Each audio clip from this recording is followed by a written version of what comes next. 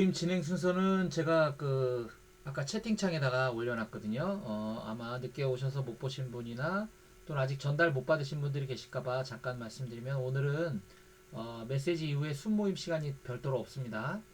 네, 어, 지금 이제 제가 모실 분은 너무너무 귀한 분이신데 저기 아프리카 케냐에서 어, 엘토토 미니스트리에서 사역하고 계신 우리 곽희문 선교사님이신데요. 많은 우리 양재모임 지체분들은 많이 알고 계셔요. 그래서 너무너무 반갑고 너무너무 사랑하는 선교사님이신데 최근에 오신 분들은 잘 모르시는 분들이 계실 것 같아서 제가 잠깐 말씀드렸고요. 우리 벌써 이경훈 형제님의 소개로 우리 선교사님을 알게 된 지도 이제 좀 있으면 거의 10년이 다 돼가는 것 같아요. 꽤 오랜 시간이 지났더라고요. 그래서 몸은 비록 멀리 떨어져 있지만 저희가 늘 항상 기도하고 개인적으로나 공동체적으로 이렇게 중보하고 있는 너무너무 사랑하는 선교사님입니다. 혹시 잘 모르시는 분들을 위해서 우리 곽기문 선교사님께서는 책을 2권을 쓰셨어요. 그래서 절대 제가 부탁받은 건 아니고 자발적으로 하는 겁니다. 복음이면 충분합니다 라고 하는 이 책과 내 이름은 그리스도인입니다 라고 하는 이 책 2권을 저술하셨는데, 우리 선교사님 어떤 분이신지 궁금하신 분들은 이 책 사서 보시면 자세히 아실 수 있고요. 오늘은 선교사님을 모시고 너무너무 은혜로운 말씀 듣는 시간을 순모임 없이 쭉 진행하려고 합니다. 늘 들어도 부족한 시간인데, 우리 선교사님 나오실 때 지금 다 음소거 다 해제해 주시고, 우리 선교사님 나오실 때 우리 사랑과 존경의 마음을 듬뿍 담아 샬롬을 뭐 하고 싶은 만큼 외쳐주시기 바랍니다. 뭐 샬롬 하셔도 되고 샬롬 샬롬 하셔도 되고 샬롬 샬롬 샬롬 하셔도 되고, 샬롬으로 우리 인사 나누겠습니다. 자, 샬롬 샬롬. 샬롬 샬롬 샬롬 샬롬 샬롬.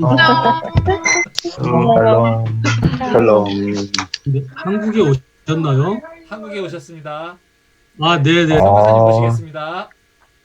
반갑습니다. 이 어색한 분위기를 빨리 정리하기 위해서 말씀을 읽을게요. 출애굽기 4장 말씀 보겠습니다. 출애굽기 4장 딱 3절 말씀이에요. 이거 대표로 좀 읽어주시면 좋겠는데, 혜인 자매님께서 출애굽기 4장 24절에서 26절까지 3절에 걸쳐서 좀 읽어주시면 감사하겠습니다. 출애굽 4장 20 몇 절이요? 3절, 24, 5, 6. 24, 5, 6이요. 모세가 길을 가다가 숙소에 있을 때에 여호와께서 그를 만나사 그를 죽이려 하신지라. 십보라가 돌칼을 가져다가 그의 아들의 포피를 베어 그의 발에 갖다 대며 이르되 당신은 참으로 내게 피 남편이로다 하니 여호와께서 그를 놓아 주시니라. 그때 십보라가 피 남편이라 함은 할례 때문이었더라. 기도하시겠습니다. 주님 감사합니다. 또 저희 말씀 앞에 세워주시니 감사합니다. 주님의 말씀을 듣기 원합니다. 그리고 그 말씀을 살아내기 원하는데 저희 너무나 연약하고 참 말씀 반대쪽으로 가기를 좋아하는 자들입니다. 주님, 저희 삶에 깊숙이 개입해서 말씀 한 자락이라도 살아낼 수 있도록 도와주십시오. 기도합니다. 예수님 이름으로 기도드렸습니다. 아멘. 여기는 화면을 다 키는 게 강제가 아닌가요? 아니, 화면을 다 키시면 좋을 것 같아요.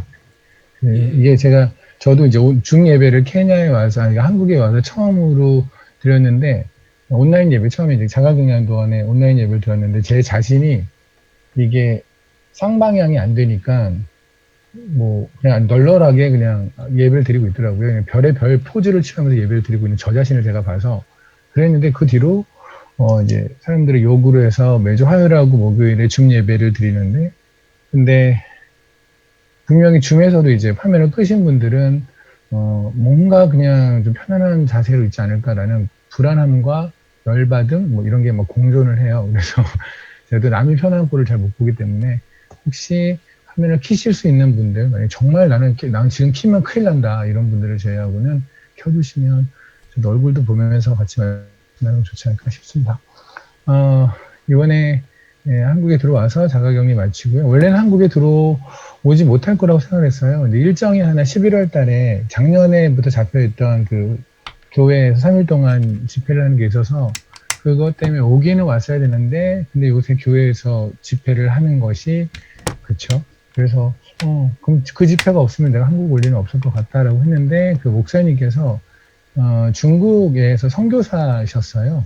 담임 목사님이. 그래서 제 표현으로 하면 깡이 있으세요. 그래서 이분이 그냥 우리는 간다. 그래서 그냥 집회를 하셨고 하시니까 전 이제 오라고 말씀하셨고 그래서 저는 이제 일정대로 들어왔는데 들어왔다가 제가 몰랐던 병이 알게 된 거예요. 그러니까 제가 지금 아마 보시는 분들은 살이 좀 많이 빠졌다라고 보실 수 있을 텐데 제가 살이 지금 이제 한국에 와서 그나마 한 4, 5kg 찐 거예요. 이게 엄청나게 살이 빠진 상태로 왔는데 좀 그게 무슨 병인지 몰랐는데 대단한 병은 아니었는데 이게 아프리카라는 동네에서 그 병이 또 대단하게 되나 봐요. 뭐 그래서 이제 그 갑상선에 문제가 있었는데 제가 모르고 계속 그냥 지내다가 살이 계속 빠지고 그랬는데 자가격리를 마치자마자 바로 그 다음 날 온몸에 근육이 이제 마비가 와서 응급실에를 가는 바람에 이제 알게 된 거죠. 병원에서 당신은 이런 병을 가진 자다라고 얘기를 해서 이제 드디어 병을 알게 됐고 그대로 이제 약으로 계속해서 치료를 받는데 그 뒤로도 두 번을 더 갔어요. 응급실을. 그저께에도 응급실을 더 가서 지금 응급실에 있는 사람들하고 나름 이제 교제를 시작했는데 더 이상 가고 싶지는 않아요, 사실. 근데 그게 되더라고요. 그러다가 또 장모님이 수천을 하셔서 중간에 그래서 2주 전에 제주도세요, 고향이. 그래서 제주도에 내려가서 또 섬기고 왔어요. 근데 제가 최근에 했던 일 중에 잘한 일이 하나도 없어서 뭘 자랑할 게 없는데 최근에 했던 일 중에 제가 가장 잘했던 거라고 생각한다면 줌 예배를 그러니까 저희 이제 화목이 하는 줌 예배, 잠언서에 대해서 하는데, 그거를 딱 하기 바로 직전에 전화를 받은 거예요. 장모님이 소천을 하셨다고. 근데 장모님이 집사님으로 돌아가셨어요. 소천을 하셨어요. 저는 하늘에서 만날 거라 믿고요. 근데 저는 지금 말씀을 전해야 되는 거예요. 그래서 어떻게 해야 되나. 근데 예전에 제가 케냐에 있을 때, 캅사벳이라는 곳을 갔을 때, 저희 어머니가 돌아가셨거든요. 그때 저는 어머니도 이제 집사님으로 돌아가셨죠. 그래서 바로 나이로비를 가서 비행기를 타고 가면은 바리는 볼 수 있을 텐데, 근데 저한테 하나님께서 일정으로 보내신 건 캅사벳이라고 저는 믿기 때문에, 왜냐면 캅사벳을 또 믿지 않는 사람, 잘못 믿는 사람들이 너무나 많아서 하늘에서 볼 수 있는 어머니, 그리고 이분들은 어쩌면 하늘에서 못 볼 수 있는 분들, 그렇다면 나는 어느 쪽에 있는 것이 하나님의 뜻일까? 라는 거에 그때 그냥 머물렀어요. 그래서 형들한테 욕을 바가지로 먹었지만 어쨌든 나중에 가면 알겠죠. 나중에 끝에 가면 그 일이 틀렸는지 옳았는지는 알게 되겠죠. 형들도 알게 될 거라고 믿고 이번에도 또 그런 비슷한 거의 같은 상황이 벌어진 거예요. 그래서 일단 줌예배 한 동안에는 제가 거의 티를 안 내고 하고 이제 맨 끝에 말씀을 다 마치고 나서 그리고 이런 일이 있었습니다라고 한 다음에 전 이제 바로 그 다음날 새벽에 제주도를 내려가서 모든 장면을 다 아주 은혜롭게 잘 마치고 돌아왔는데 다시 한번 느껴지는 게 집사라는 이름의 무게, 그리스도인이라는 무게, 그 안정감을 다시 한번 확인을 했어요. 왜 오늘도 형님께서 귀한 간증해 주셨는데 저희가 많이 흔들리잖아요. 그죠? 세상은 그것이 목적이니까 오히려 흔드는 게 목적이니까. 근데 그리스도인이라고 하는 그 이름을 내가 이미 받았다라는 확신만 있다면 그렇다면 세상에서 우리를 흔들 건 없지 않나 라는 생각이 들고 오늘 한번 말씀을 통해서 우리는 지금 현재 어디에 있는가 정말 우리한테 스스로 한번 물어보았으면 좋겠어요. 나는 어디에 있는가? 나는 그리스도인은 그리스도인인데 그런데 어디쯤 있는 그리스도인인가를 한번 다시 확인하는 시간 되면 좋겠고 저 자신한테도 마찬가지로 확인이 좀 되는 시간이면 좋겠고요. 오늘 출애굽기 4장의 말씀은 24절에서 26절까지 너무나 유명한 말씀이에요.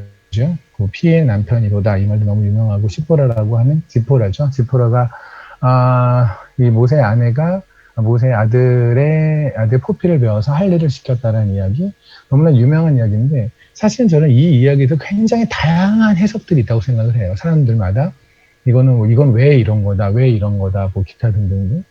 근데 저는 제가 성경을 보는데 원칙이 하나 있는데 그 원칙은 성경의 어떤 해석이든 하나님의 성품을 넘어가면 안 되거든요. 하나님이 우리가 알고 있는 하나님의 그 성품을 왜곡하는 해석이라고 한다면 그 해석은 저는 100% 틀렸다고 생각을 해요. 그래서 신천지 같은 데에서 하는 소리가 그냥 헛소리일 수밖에 없는 게 그들은 하나님의 성품을 1도 반영하지 않고 얘기를 하거든요. 그렇기 때문에 그들의 해석은 뭐 들을 것 같지도 없을 정도로 틀렸다고 저는 생각하는데 이 말씀도 마찬가지 아닌가 싶어요. 우리는 보통 여기서 하나님께서 모세를 죽이려 하신지라는 24절의 말씀을 그냥 하고 툭 하고 지나가는데 분명히 죽음이라는 말은 무게감이 있는 말이에요. 그죠? 그죠? 무게감이 있는 말. 근데 이 죽음에 대한 하나님의 시선은 과연 무엇인가라는 것도 우리가 또 알아보는 게 좋을 것 같아요. 우리한테서 죽음이라는 거는 끝이죠. 뭔가 벌을 받는다는 느낌이 들지 않습니까? 죽는다. 그러죠?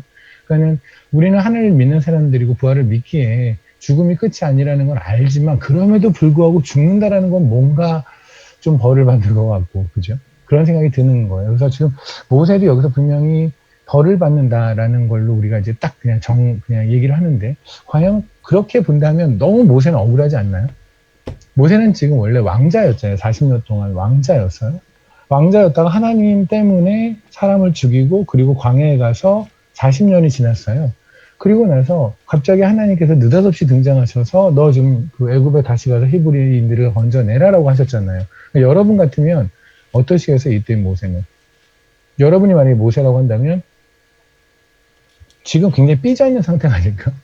정말 저희 인생에서 이렇게 헌신한 사람들이 과연 있을까요? 그죠? 우리가 뭐 직장이든 뭐든 그걸 잠시라도 내려놓는다라는 거, 하나님을 위해서 내려놓는다는 것도 굉장히 그것도 정말 어쩌보면 상상도 할 수 없는 일이잖아요. 우리가 또 이렇게 먹고 살아야 하는 거고. 기타 등등 여러 가지 이유로 여러 가지 변명일 수도 있고요. 그것은 하나님이 주신 마음일 수도 있고요. 어쨌든 간에 그런 걸 못하는데 모세는 인생을 내려놓은 거잖아요. 왕족밖에 안 했던 사람이 살인자가 되어 도망자가 되어서 광야로 갔으니까. 그것도 하나님의 뜻에 의해서. 그런데 갑자기 40년 만에 하나님이 등장을 해서 할례라는 문제가 그게 아직까지 뭔지는 모르지만 어쨌든 그 문제 하나 때문에 모세를 죽이려고 했다? 이 정도면 뭐 제가 만약에 모세라고 한다면 억울해 죽을 것 같아요. 정말 모세 하나님한테 맞아 죽기 전에 억울해서 먼저 죽을 것 같다는 생각이 들거든요. 여러분은 어떠신지 모르겠어요. 저는 되게 억울할 것 같은데. 근데 우리는 모세가 억울할 거에 대해서는 별로 신경 쓰지 않는 거죠. 그죠? 근데 또 하나님은 누구를 억울하게 하시는 분이 아니라는 거에 대해서도 우리는 또한 간과를 해요. 하나님은 공평하시잖아요. 그러니까 우리 입장에서나 누구 입장에서 인간의 눈으로는 매우 억울해 보이는 상황이지만 그 상황을 모든 것을 연출하시고 그 상황을 다 지켜봐 주신 하나님은 분명히 오르신 하나님이거든요. 그러니까 우리는 하나님한테 억울해서는 안 돼요. 그죠? 그러니까 이 해석에서 우리가 알 건 일단 첫 번째, 죽음에 관해서 하나님의 시각은 과연 무엇인가 라는 거. 그리고 또 하나는 모세는 분명히 억울할 텐데 하나님은 억울하게 하시는 분이 아니라는 것이라는 걸 관점을 가지고 이 말씀을 접근했으면 좋겠다는 생각이 들고요. 그리고 또 하나가 이제 우리는 여기서 시보라라고 하는 여인에 대해서 굉장히 이제 칭송을 하기 시작해요. 아마 이게 인간의 죄성이에요. 인간은 어쨌든 인간을 칭송을 해야 돼요. 그래서 마리아라고 하는 여인도 그리 칭송을 하잖아요. 마태복음 1장에서 마리아라는 여인이 들어가는 그 위에 족보에 들어간 여인들이 다 아시잖아요. 기생 나합이 있고 그리고 밧세베가 있고요. 그죠? 그렇게 그냥 몸 팔았던 여인 내지는 뭐 다말같이 시아버지하고 인세스트 했던 그런 여인 그런 누가 봐도 상태 안 좋은 여인들을 낳은 다음에 끝에 마리아를 뒀다면 결국 마리아도 그들의 반열에 크게 벗어난 사람은 아니라는 생각이 하나님께서 하시고 싶은 얘기일 거예요. 그죠? 그런데도 캐톨릭 같은 데서는 마리아를 굉장히 우상시 여기고 굉장히 성스러운 여인, 그렇기 때문에 그 여인에게 하나님께서 예수 그리스도를 주셨다. 그 예수 그리스도를 그녀를 통해서 이렇게 하셨다라고 하면서 마리아를 높이잖아요. 그죠? 근데 마태복음 1장에서 얘기하고 싶은 얘기는 그 얘기가 아니었잖아요. 그죠? 그러니까 라합이 예수 그리스도의 할머니가 된 이유는, 다말이라고 하는 말도 안 되는 그 여인이 예수 그리스도의 할머니가 된 이유는, 또는 바세바 같이 다윗과 간음하고 이렇게 했던 그 여인이 예수 그리스도의 할머니가 된 이유는 그들이 잘한 게 없다는 거죠. 누가 봐도. 그죠? 아무리 긍정적으로 봐도 그들 쪽에서 뭔가 선한 걸 끄집어낼 건 없잖아요. 뭐 개인적으로 선한 건 있을 수 있지만 최소한 성경에 기록된 거에서 그들의 선함을 발견할 수는 없잖아요. 그럼에도 불구하고 그 자체이신 예수 그리스도가 그들을 통해서 났다면, 그렇다면 결국 주님께서 선포하시는 거는, 우리가 선해지는 유일한 근거는 우리 쪽이 아니라 주님이 우리에게 오셨다라는 거죠. 말 그대로 은혜라는 것을 선포하시기 위해서 마태복음 1장을 그렇게 우리는 잘 읽지도 않는 족보로 시작하신 게 아닌가 싶어요. 결국 우리가 그리스도인이 되는 근거는 내가 누구를 만나서도 아니고 내가 어려서부터 뭐를 해서도 아니고 나의 할머니 할아버지 나를 위해 기도해서도 아니고 결국의 포인트는 예수 그리스도가 아무 자격 없는 자에게 그냥 오셔서 누구의 공로도 일의 공로도 거기에 숟가락 얹을 수가 없잖아요. 그렇죠? 그럼에도 불구하고 우리는 인간한테 초점맞추는 거 되게 좋아해요. 그 중에 하나도 이런 십보라도 마찬가지인 것 같아요. 십보라 같은 여인, 그죠? 아마 여러분들 구글링을 해보시면 이때 십보라는 여인이 대단했다. 이 십보라는 대단한 여인이어서 현명했고 뭐 이제 몇 절 안 되는 여기도 수많은 예측과 추측을 막 갖다 붙여가지고 십보라는 여인을 굉장한 여인으로 만들어서 어떤 그냥 훌륭한 아내의 어떤 상처럼 이 여인을 말했는데 모르겠습니다만 저는 이 말씀을 가지고 그렇게까지 뽑아낼 능력이 저는 일단 없네요. 그죠? 그 다음에 또 하나가 이제 지포라는 여인이 할례를 했어요. 근데 위에서는 특별하게 주님께서 하나님께서 할례를 해라는 말씀이 없었어요. 그죠? 그러니까 지금 모세를 죽이려 한지라 그 다음에 십보라는 돌칼을 가져다가 아이를 포피를 배웠어요. 그러니까 그 사이에 24절과 25절 사이에 뭔가 하나님과 지포라 또는 하나님과 모세 사이에 대화가 있었던 것 같아요. 그렇죠? 그리고 이것의 이슈는 내가 모세를 죽이려고 하는 이슈는 다름이 아니라 할례에 관한 문제라는 걸 분명히 말씀하셨으니 느닷없이 지포라는 여인이 할례를 했겠죠. 그런데 그 할례를 할 때 돌칼을 가졌다가 그래서 뭐 이렇게 혹자는 또 이렇게도 말을 하더라고요. 저는 뭐 누군가의 설교를 비난하는 건 아니고 다만 조금 더 성경적으로 보자는 얘기예요. 성경은 성경으로 보자는 얘기예요. 그러니까 돌칼을 갖다가 했다. 그러니까 당시에 뭐 칼도 있었을 텐데 돌을 갖고 한 걸 보면 너무나 급했다. 너무나 급했기에 주변에 있는 돌을 아무거나 짱돌을 들고 나서 그걸로 에포피를 뱉다라고 한 건데 모르겠습니다. 뭐 부엌칼도 있었을 텐데 부엌칼을 가져오는데 그렇게 시간이 걸렸을지도 좀 의문이 되고요. 근데 이건 또 무슨 얘기일까? 하여간 24절부터 26절까지 얘기는 그냥 어찌 보면 의문투성으로 가득한 얘기예요. 그죠? 그리고 또 이 얘기가 들어간 시점이 언제냐면 하나님께서 모세에게 등장을 하시잖아요. 출애굽기 3장에서 소제목에 보면 여호와께서 모세를 부르시다라고 해서 떨기나무에 이제 불이 되어 오시죠. 여러분이 떨기나무라는 걸 보신 적이 있는지 모르겠는데 지금 지금 경훈이가 저기 사하라 사막에 있는 건 아니죠, 제가 지금. 사하라 사막입니다. 아까서부터 난 제가 사진을 올려놨나 사람인가 뭐 그걸 좀 계속 궁금했는데 하여간 저런 이제 동네에 가잖아요. 저런 동네에 가면 옆에 그 묘목들 조그만 그 풀들이 자라났는데 그 나무들은 물이 없잖아요. 그러니까 가시나무가 돼요. 여기서 말하는 떨기나무가 사실은 가시나무를 말을 해요. 가시나무. 근데 이 가시나무에는 불이 붙으면 뭐 아시잖아요. 바짝 말라있는 거에 불이 붙으면 얼마나 잘 타겠어요. 맞죠? 그런데 모세를 부르실 때 떨기나무에서 불이 되어 오셨는데 떨기나무가 안 타는 거예요. 왜냐하면 예수 그리스도라는 불은 생명의 불이시거든요. 누군가에게는. 그죠? 주님에게 선택된 자에게 예수 그리스도라는 불은 죽이기 위한 불이 아니라 살리시기 위한 불이라는 걸 선포하시기 위함이겠죠? 어쨌든 모세는 그렇게 해서 주님을 만났고요. 그리고 나서 바로에게 가라라는 말에 4장에 보면은 제가 입이 둔한 자이다 하면서 이제 못 간다고 얘기를 하죠.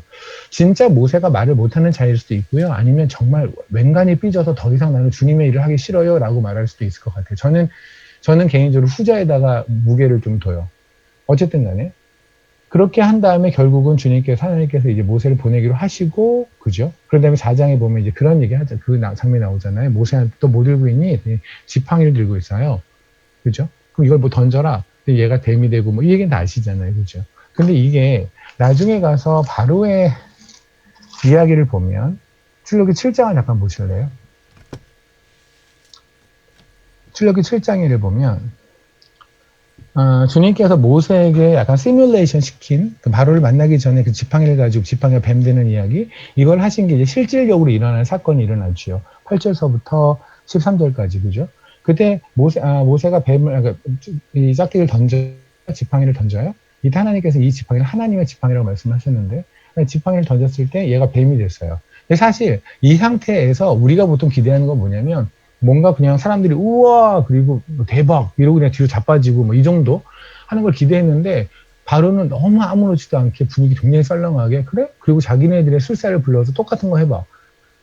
그랬더니 그들이 똑같이 해서 뱀을 만든 거예요. 이때까지 분위기 엄청 쌓였을 거라는 생각이 들어요. 저 사실 모세도 엄청 당황했을 거예요. 이 정도면 놀랬어야 되는데 놀란 게 아니라 저들도 똑같은 일을 하니까.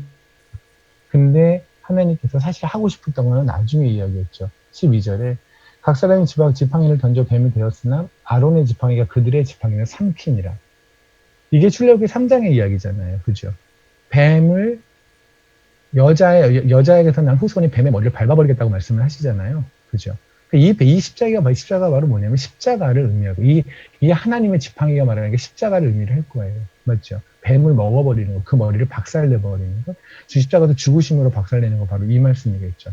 그러니까 모세가 지금 들고 있는 이거 지팡이는 뭐냐면 원래는 그러니까 지팡이를 하나님께서 새로 하늘에서 이렇게 내려주신 게 아니라 원래 지팡이를 들고 있는데 이 지팡이가 십자가가 된 거죠. 마치 우리하고 똑같지 않나요? 우리는 분명히 십자가를 만났는데 우리의 몸은 똑같아요. 우리가 가지고 있는 모든 이력도 똑같고 내가 십자가를 만나서 주님을 만난다고 내 가족이 바뀐 것도 아니고 느닷없이 환경이 바뀐 것도 아니고 그렇잖아요.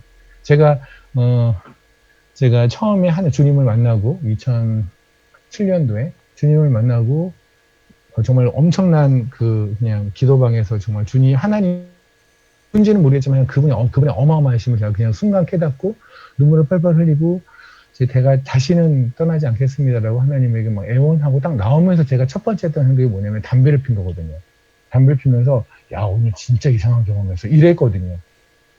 그러니까 뭐냐면 나는 저는 분명히 십자가를 만났어요. 저는 지금 확신해 그때 십자가를 만난 것을.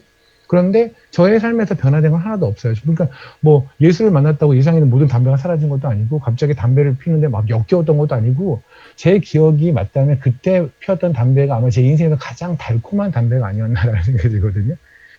그러니까 그런 거죠. 지팡이를 들었는데 이 지팡이가 십자가가 되었어요. 근데 이것이 내려온 게 아니라 내 인생의 십자가가 된 것이지.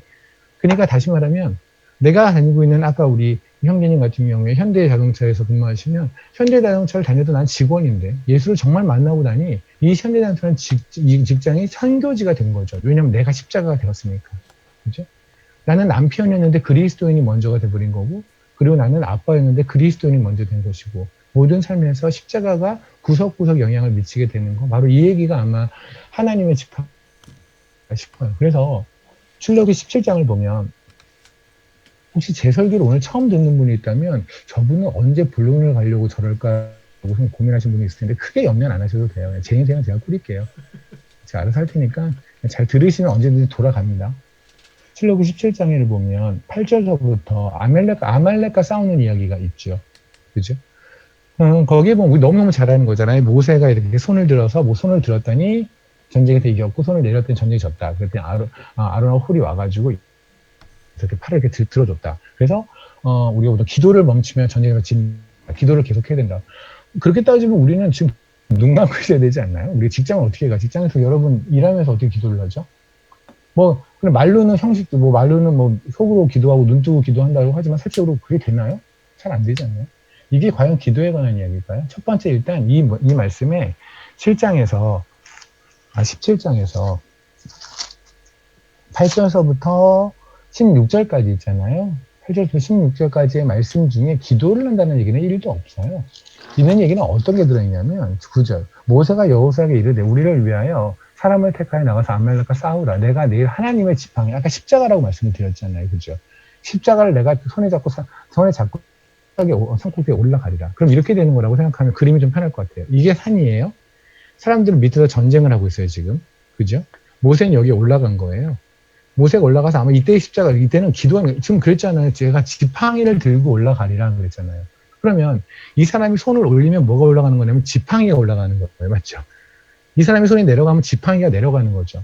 근데 하나님의 지팡이는 십자가라는 것을 제 주장이 아니라 아까 이미 바로와 그 뱀을 먹는 거에서 우리는 봤잖아요. 그죠? 그러면 뭐냐면 십자가가 올라가면 이긴 거고 십자가가 내려가면 진 거죠.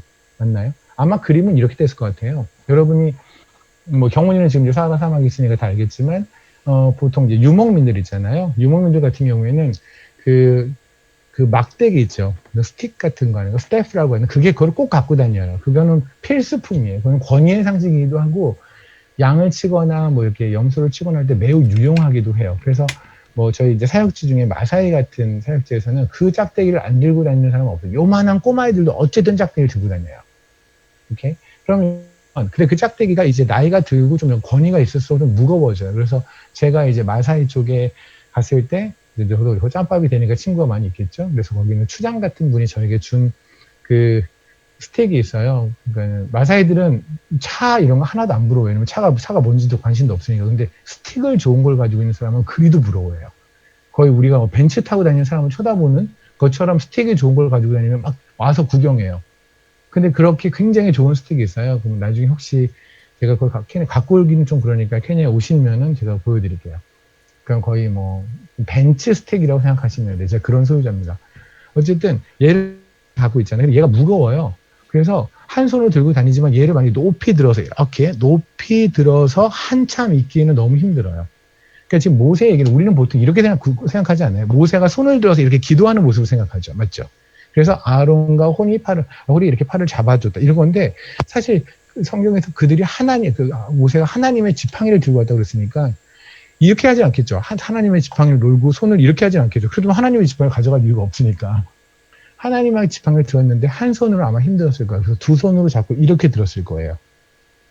근데 이게 힘드니 옆에서 팔을 받쳐주는 형국이었겠죠. 간단히 말하면 산에서 모세가 십자가를 들었을 때 사람들이 그 십자가를 보면 승리한 거고 십자가가 내려와서 십자가를 보지 못하면 패배한 거라고. 이게 그리스도인의 삶이에요.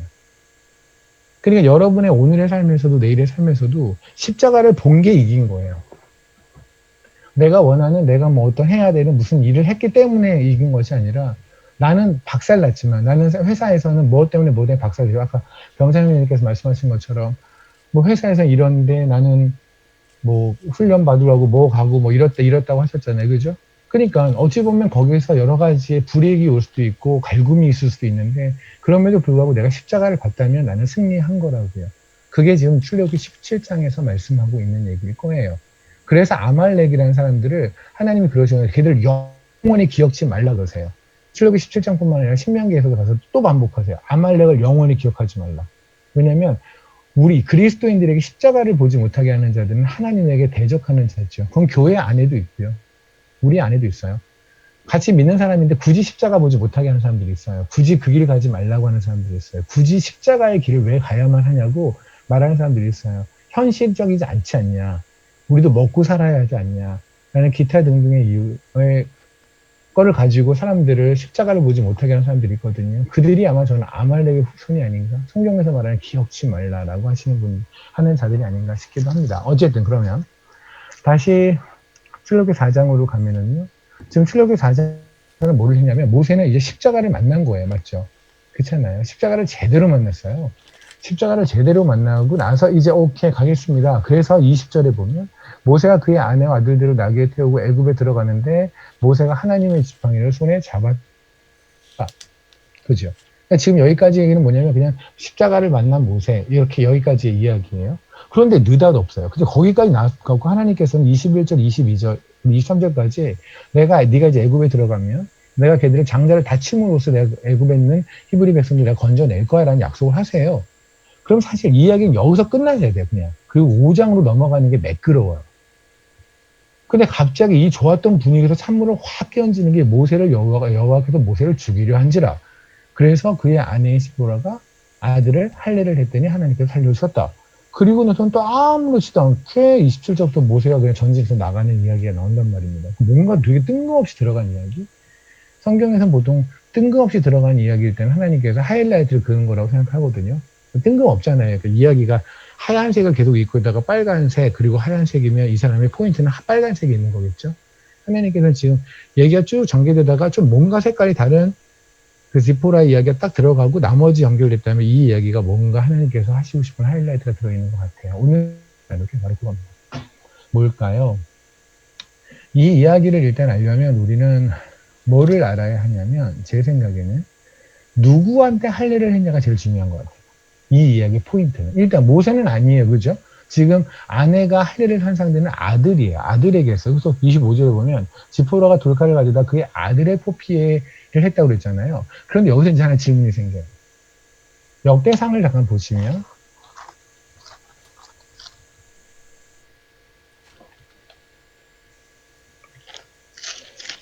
역대상 23장입니다.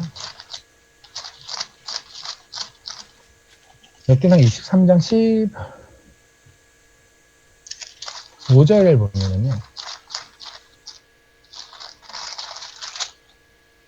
그러면 이렇게 나와요. 모세 아들들은 두 명의 이름이 나오죠. 모세 아들은 게르손과 엘레에셀이라 라고 되어 있죠. 그죠? 성경에서는 모세가 아들이 2명이 있다라고 정확하게 적혀 있어요. 맞죠? 그런데 지금 출애굽기 4장에서 그의 아들의 그 엄마가 그 지포라가 포피를 뵌 아들은요 단수예요. 그 얘기는 뭐냐면 아들 2명 중에 1명한테 지금 할례를 했다는 얘기죠. 이해되십니까? 그러면 2명 중에 1명한 여러분이 아마 이거 그게 이렇게 중요한가? 그러면 저는 이게 여기 얘기 포인트라고 생각을 한다고요. 그럼 2명 중에 1명한테 할례를 했습니다. 그러면 2 중에 하나는 안 했다는 거죠. 그럼 2 중에 하나를 안 한 이유는 경우는 보통 2가지겠네요. 안 해도 되거나 아니면 이미 했거나 맞죠? 근데 지금 할례를 아들이 할례를 안 했다는 것 때문에 모세를 죽이려고 했는데 그 중에 하나는 안 해도 되는 거고 하나는 해야만 그건 또 말이 안 될 거예요. 그죠? 그렇다면 이거는 그냥 간단하게 심플하게 유출을 해도 어떤 게 답이 나올 거냐면 1명은 이미 할례를 한 상태 그리고 1명은 할례를 하지 않은 상태. 그때 하나님께서는 한 아이가 할례를 하지 않은 상태에 대해서 너무나 화가 나셨는데 그 아이가 애를 그럼 원래대로 할례를 안 한 사람이 무슨 일을 당해야 되잖아요. 그런데 그것이 아니라 할례를 안 한 모세한테 지금 하나님께서 모든 진노를 지금 퍼부으시겠다. 내지는 뭔가 경고를 주시는데 죽일 정도로 경고를 주시고 싶은 거잖아요. 맞죠? 이게 되십니까? 그러면 첫째일까 둘째일까? 이게 제일 중요한 거예요.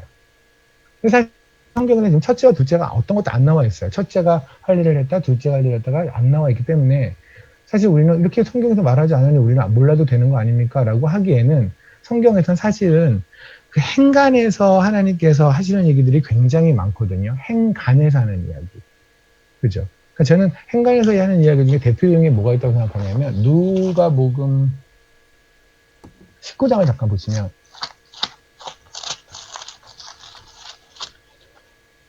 누가복음 19장을 보면은 제가 처음에 그리스도인들이 너무너무 실망했던 노래가 키 작은 삭개오라는 노래였거든요. 세상에 키가 작은 걸 가지고 노래로 만들어서 그렇게 놀리면서 사랑으로 가득 차 있고 주의 사랑을 전하고 이런 말 같지도 않은 얘기를 하는 건 그런 노래는요 세상에 사라져야 돼요. 무용도 하죠. 뭐 이러면서 키 작은 삭개오 이러면서 그거 한 번이라도 했던 분들은 전부 다 회개하시기 바랍니다. 누가복음 19장에 보면 삭개오 얘기가 나오잖아요. 그때 삭개오를 주님께서 만나시는 장면이 나오죠. 언제냐면 6절 보세요. 급히 내려 즐거움에 영접하거늘 7절에 무사람이 수군거리 이르되 저가 주인의 집에 유하러 들어갔도다 했죠. 그때 이제 5절에서 주님께서 내가 너희 집에 유하여야겠다라고 I must stay 내가 너희 집에 있어야만 해라고 그게 내가 이 땅에 내려온 스케줄 중 이 땅에 내려오기 전에 있던 스케줄 중에 하나야. 너희 집에 유하는 게 주님이 선포를 하세요. 그 다음에 8절에 보면 그거 보세요. 7절에 들어갔죠. 그럼 8절에는 어떤 얘기가 나오는 거냐면 대로 한다면 들어가서 뭐 삭개오가 이런저런 음식을 줘서 예수님께서 떡을 떼었다. 뭐 예수님과 제자들이 떡을 떼고 얘기했다. 뭐 이런 정도의 이야기가 나와요. 정상이죠. 제가 경훈이의 집에 들어가면 넥스트 그림에서는 경훈이가 뭔가 저한테 밥을 주거나 뭐 차를 주면 같이 마시고 도란도란 뭔 얘기를 했다. 이렇게. 근데 갑자기 8절에 삭개오가 서서 죽게 여쭤요. 갑자기. 그리고서 뭐랬냐면 자기의 모든 것이 돈이라는 건 삭개오한테 전부 다거든요. 삭개오는 외모도 아니었고 세리예요. 그냥 아무것도 사람들한테 내세울 게 1도 없어요. 근데 딱 그가 내세울 수 있는 유일한 건 뭐냐면 돈이에요. 그러니까 그런 거 있잖아요. 내가 니들이 아무리 날 무시해도 난 너를 고용할 수 있어. 난 돈이 있거든. 그러니까 삭개오한테 돈을 포기한다는 것은 내가 나한테 있는 모든 것, 나의 피난처를 포기하겠다는 얘기죠. 나의 우상, 나의 신, 나의 모든 걸 포기하겠다는 얘기잖아요. 그러면 삭개오가 지금 예수님한테 모든 걸 포기했다고 8절에 말을 했다면 7절과 8절 사이에 뭔가 있지 않았을까요? 그죠? 7절과 8절 사이에 뭔가 분명히 주님께서는 대화를 하셨어요. 뭐에 대해서? 아마도 주님이 이 땅에 오신 이유, 주님이 삭개오를 만난 이유, 그죠? 주님이 누구신지, 복음이 무엇인지를 알려줬겠죠. 그러니까 7절과 8절 사이에 복음을 만나버린 삭개오는 이제 더 이상 돈이 복음이 아닌 거죠. 그러니 8절에서 내가 여태까지 복음이라고 믿었던 돈을 포기하겠습니다. 선포가 나오지 않겠습니까? 그러니까 저는 7절과 8절 사이에 들어있어요. 여기에 들어가고 여러분들도 한번 고민을 해보세요. 여기에 들어간 이 메시지가 복음의 메시지예요. 여러분들이 뭐 전도를 하거나 내일 스스로도 나는 진짜 예수가 복음인가? 할 때 이 7절과 8절 사이에 과연 들어간 예수님께서 하셨을 그 이야기가 나한테 동의가 되어지는가? 그럼 그때는 무슨 말을 하셨을까? 그래서 한번 여러분 고민해 보셨으면 좋겠어요. 이런 식으로 분명히 성경에서 행간을 읽어야 되는 것들이 있거든요. 무리한 유치돼요. 성경에서 말하지 않으니까 무리하게 막 유치하거나 내지는 굳이 뭐 가끔 역사서라든가 뭐 요세푸스 같은 거를 참조할 수는 있지만 그것이 성경보다 앞선다든가 특히 고고학 이런 거 좋아하시는 분들 있잖아요. 그런 건 분명히 위험한 건 맞지만, 그럼에도 불구하고 행간을 읽는 거는 분명히 우리에게 유익이 있을 겁니다. 왜냐하면 성경을 행간을 읽지 않으면 답이 없거든요. 어쨌든. 그러면, 제가 다시 돌아가면 지금 이 얘기의 저는 핵심이 뭐라고 생각했냐면, 어느 아들, 첫째 아들과 둘째 아들, 분명히 모세는 아들이 둘 있다고 했는데, 둘째 아들 누가 할 일을 받았는가? 그럼 거꾸로 누구가 먼저 누구는 할 일을 이미 받았는가? 이걸 단순히 우리가 당연히 나이가 많으니까는 큰 애가 받고 작은 애는 아직 받지 않은 상태다라고 말하기에는 어떤 문제가 있냐면 할례는 8일 만에 받거든요. 그죠? 그리고 예수님도 8일 만에 할례를 받으셨거든요. 이거는 뭐 성경에 너무 많이 적혀 있는 이야기잖아요. 8일 만에 할례를 받았다는 이야기는. 그러면 8일 만에 할례를 받았다면 지금 둘째 아이가 얼마나 몇 살인지 모르지만 이미 할례를 받았어야 되는 나이일 거예요. 그죠? 그죠? 그렇기 때문에 이게 그냥 단순히 그냥 첫째 애는 시간이 됐으니까 할례를 받았고 둘째는 시간이 아직 안 돼서 할례를 받지 못했다라고 말하기에는 약간 시간적으로, 그죠? 애 낳고 8일 있다가 할례를 받았어야 되니까.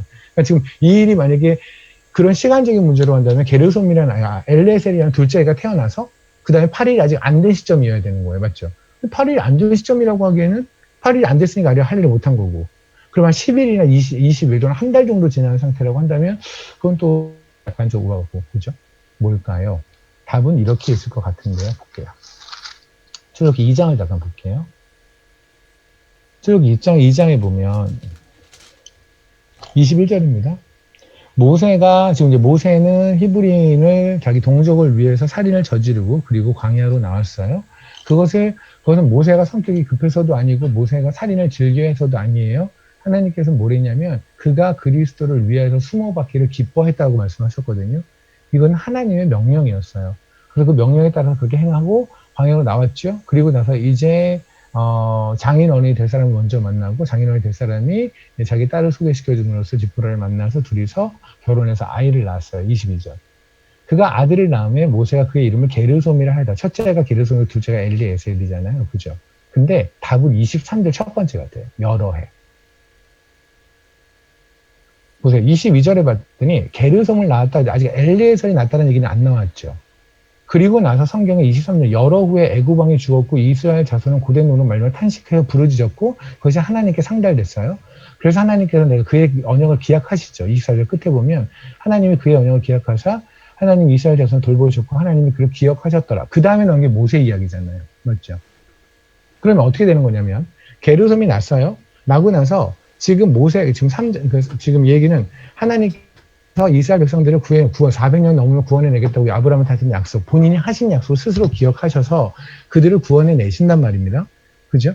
그러면 모세가 광야에 나서 40년을 있었잖아요. 광야에 나서 조금 시간 지나서 게르솜을 낳았을 거예요. 그 다음에 지금 여러 해가 지나서 이제 하나님께서 모세를 만나 모세한테 애굽에 들어가서 히브리를 건져내라고 했다면 게르솜을 낳고 엘레셀을 낳은 거는 언제 시점일 거냐면 잘은 모르지만 최소한 광야에 도착해서 게르솜을 낳고 그 다음에 주님께 모세를 부르기 그 중간 정도 되지 않았을까요? 시간이. 어쨌든 왜냐하면 여러 해라는 표현이 하나님께서 우리가 보통 여러 해 그러면 1, 2년 정도 생각할 것 같은데 40년이라는 텀을 여러 해로 봐버리신 거잖아요. 이해되십니까? 여러 해가 지난 이스라엘 백성들이 고통에 호소하는 걸 하나님께 상달된지라 그리고 나서 그들을 건져내기로 해서 모세를 보내시는 거니까. 맞죠? 그러니까 제 말은 뭐냐면 게르솜이라는 사람 이 아이와 엘리에셀이라는 이 둘째 아이의 텀이 분명히 있었어요. 그 텀은 1년, 2년 아닐 거예요. 그러니까 10년이든 아니면 뭐 20년이든 아니면 5년이든 꽤나 시간의 텀이 있었을 거예요. 저는 이게 이 얘기 포인트 같아요. 무슨 말이냐면 한번 봅시다. 할례가 뭐예요? 창세기 7장을 볼까요?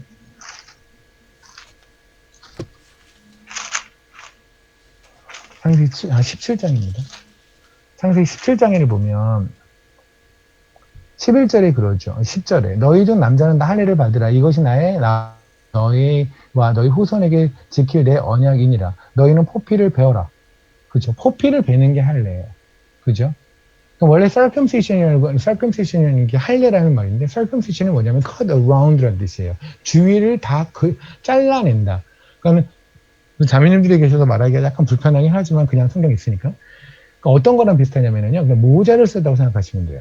모자를 쓴 거를 옆에를 잘라서 모자를 벗겨낸다. 이게 바로 포피를 베어내는 이야기예요. 그게 circumcision이에요. cut around이에요. 옆에를 다 돌려내는 것. 이게 무슨 말이냐면 만약에 모자를 썼다면 이렇게 되는 거죠. 어떤 사람이 있어요. 모자를 쓰고 있네요. 그러면 위에서 내리는 이것과 정면을 맞닥뜨리지 못하죠. 모자를 벗어야 중간에 이걸 벗어야 1대1로 완전히 페이스 투 페이스가 되는 거잖아요. 안 그러면 모자라는 칸막이 중간에 걸림돌이 존재를 하는 거죠. 할례가 바로 그거예요. 하나님과 나 사이를 가로막고 있는 것을 제거하는 것. 근데 하나님과 나를 가로막은 걸 제거한 것이 뭐냐면 죄예요. 그래서 예수 그리스도 십자가의 죽으심으로 우리에게 할례를 해주신 거예요. 이해되십니까? 그런데 이것이 단순히 하나님을 만났을 때 그때 할례를 했어. 오케이. 나는 이제 예수 그리스도 나는 주님과 함께 죽었고 주님과 함께 살았어라는 걸 고백해서 장로교 같은 경우에는 스프링클을 했을 것이고 침례교 같은 경우에는 침례를 하잖아요. 그죠? 이렇게 immerge를 하잖아요. 딱 물속에 들어갔다가 이렇게 나오는 걸 하죠. 어쨌든 간에 그런 일종의 요식행위, 그러나 실질적으로는 마음의 할례를 받아서 나는 십자가로 나의 모든 걸 죽었고 나는 다시 태어납니다. 라고 하는데 포인트는 뭐냐면 우리가 거기서 그리고 나서 우리는 더 이상 죄를 사랑하지 않고 세상을 사랑하지 않는 일이야. 그게 아니라는 거죠. 그죠? 근데 여기서 잠깐 볼게요. 여호수아서 5장을 보면 여호수아 5장에 보면 하나님께서 이렇게 말씀을 하세요. 2절에. 이제 그 요단강 건널 때 이야기입니다. 그때 여호와께서 여호수아에게 이르시되 너는 부싯돌로 칼을 만들어 이스라엘 자손들에게 다시 할례를 행하라. 아까 그랬잖아요. 시브라가 돌칼을 들었다고 그랬잖아요. 그죠? 하나님께는 쓰시기로 돌칼을 쓰시는 게 하나님의 원칙이에요. 부싯돌을 들라고 하잖아요. 이해되세요? 왜요? 상식적으로 생각을 해봐요. 살을 잘라내려면 이걸 베어낸다면 칼을 해야 싹 하고 어쨌든 고통이 줄어들죠. 여러분이 수술을 하는데 의사가 날카로운 메스를 가져서 싹 베줘야지 안 그러고 부싯돌을 갖고 질근질근 썰고 있으면 이거는 이 고통을 상상만 해도 끔찍하지 않나요? 지금 할례를 하는데 포피를 베내는데 다른 걸로 하자고 부싯돌로 질근질근 베내라고요. 이건 뭐죠? 왜 그래야 하나요? 그게 할례거든요. 우리는 내가 내 몸에 딱 달라. 이거 왜 파스를 붙었다가 떨어져도 아프죠. 근데 내 몸처럼 사랑했던 나의 우상들, 그게 돈이든 세상이든, 그죠? 그 죄들, 몸처럼 사랑했던 죄가 내 몸에서 떨어져 나가는데, 이 몸을 찢어내는데, 근데 고통을 느끼지 않는다면 그게 이상한 거 아닙니까? 사실은 할례는 고통이에요. 아픔이에요. 근데 우리는 할례가, 하나님께 받는 할례, 세례가, 그러니까 물론 신약에서는 세례 또는 침례라고 하잖아요. 그것을 아픔으로 여기지 않는 거예요. 아파본 적이 없는 거예요. 어떤 사람은. 주를 만났다고 하는데 인생에서 단 한 번도 아파본 적이 없어요. 그 아파본 건 뭐냐면 그런 거죠. 일단은 내가 너무나 추구했던 가치가 틀렸다라는 것이 아프지 않아요? 여태까지 내가 내 인생 이렇게 20년이든 30년이든 맞았다고 생각했고 갔는데 그 길을 다시 이게 다 틀렸고 너는 여기서 다시 시작해라는 건 이건 충격이에요. 멘붕이에요. 그죠? 또 하나는 길만 틀린 게 아니라 거기서 그때 사랑했던 모든 것들, 내가 의지했던 것들, 나의 리더라고 생각했던 것들, 그죠? 나를 리딩했던 것들, 나의 드라이빙 포스라고 했던 모든 것들이 다 거짓이야. 틀렸어. 이거는 정말 멘붕이 오는 거고 아픔이 오는 거죠. 그죠? 그거 좀 구체로 가면 돈일 수도 있겠고요. 명예일 수도 있겠고, 기타 등등등. 그것이 아니라는 걸 찢어내는 데는 아픔이 따르는데 우리는 어찌 보면 예수 그리스도를 너무나 라이트하게 만난단 말입니다. 그 아픔을 느끼지 못하면 라이트하게 만나버리니까 그러니까는 할례의 아픔이 이 부싯돌의 아픔을 우리는 이해를 못하는 거죠. 하나님께서 부싯돌을 해보세요. 칼로 자르면 상처가 이렇게 나서 그래 바로 상처가 봉하는데 부싯돌이면 질근질근 썰어진다니까요. 그럼 어떻게 돼요? 몸에는 흔적이 남을 수밖에 없죠. 그죠? 그게 주님께서 말하는 예수의 흔적일 수도 있을 거예요. 그죠? 그건 분명히 우리 삶에 있어야 되는 거예요. 할례라는 것이. 근데 저는 모세는 이것이 있었던 사람이라고 생각을 하거든요. 일단 봅시다. 육체적으로 모세는 당연히 8일 만에 할례를 받았을 거예요. 왜냐하면 히브리서에 보면 히브리서 11장을 보면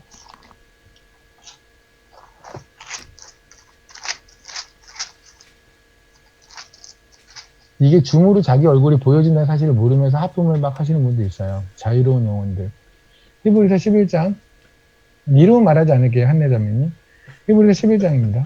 거기 보면 23절에 보면 믿음으로 모세가 났을 때 그 부모가 아름다운 아이임을 갖고 석 달 동안 숨겼다고 그랬죠. 근데 우리가 너무 잘 알고 있는 얘기잖아요. 모세의 부모님은요. 일단 레위인이고요. 그리고 모세의 부모님은 하나님을 정말 경외했던 사람이에요. 결국 나중에 가서는 모세의 유모가 되어서 어머니가 모세를 키우게 되잖아요. 그죠? 그래서 모든 하나님에 대한 지식과 하나님이 누군지에 대한 걸 배우게 될 거예요. 맞죠? 그렇다면 석 달 동안 하나님을 숨겼다는 얘기는 8일 만에 할례하는 건 당연하죠. 그들한테는. 하나님을 그토록 경외하는 자들이 8일 만에 할례를 하는 걸 너무나 잘 알고 있는 자들이 모세한테 육체적으로 석 달 동안 숨기면서 할례를 하지 않았다? 아니, 그럴 수는 없어요. 할례를 했을 거예요. 그러니까 모세는 육체적으로 할례를 한 거는 8일 만에 한 게 맞아요. 그런데 하나님 입장에서는 8일 만에 육체적으로 할례를 한 건 그렇게 큰 의미가 없어요. 하나님에서 진짜 의미는 뭐냐면 신명기 10장에서 말한 것처럼 마음의 할례예요. 내 마음으로 사랑했던 것들을 찢어내는 것, 질근질근 썰어서 떼어내는 것, 그 고통을 느끼고 그 자국을 가지고 있는 것, 그것이 하나님이 원하시는 거거든요.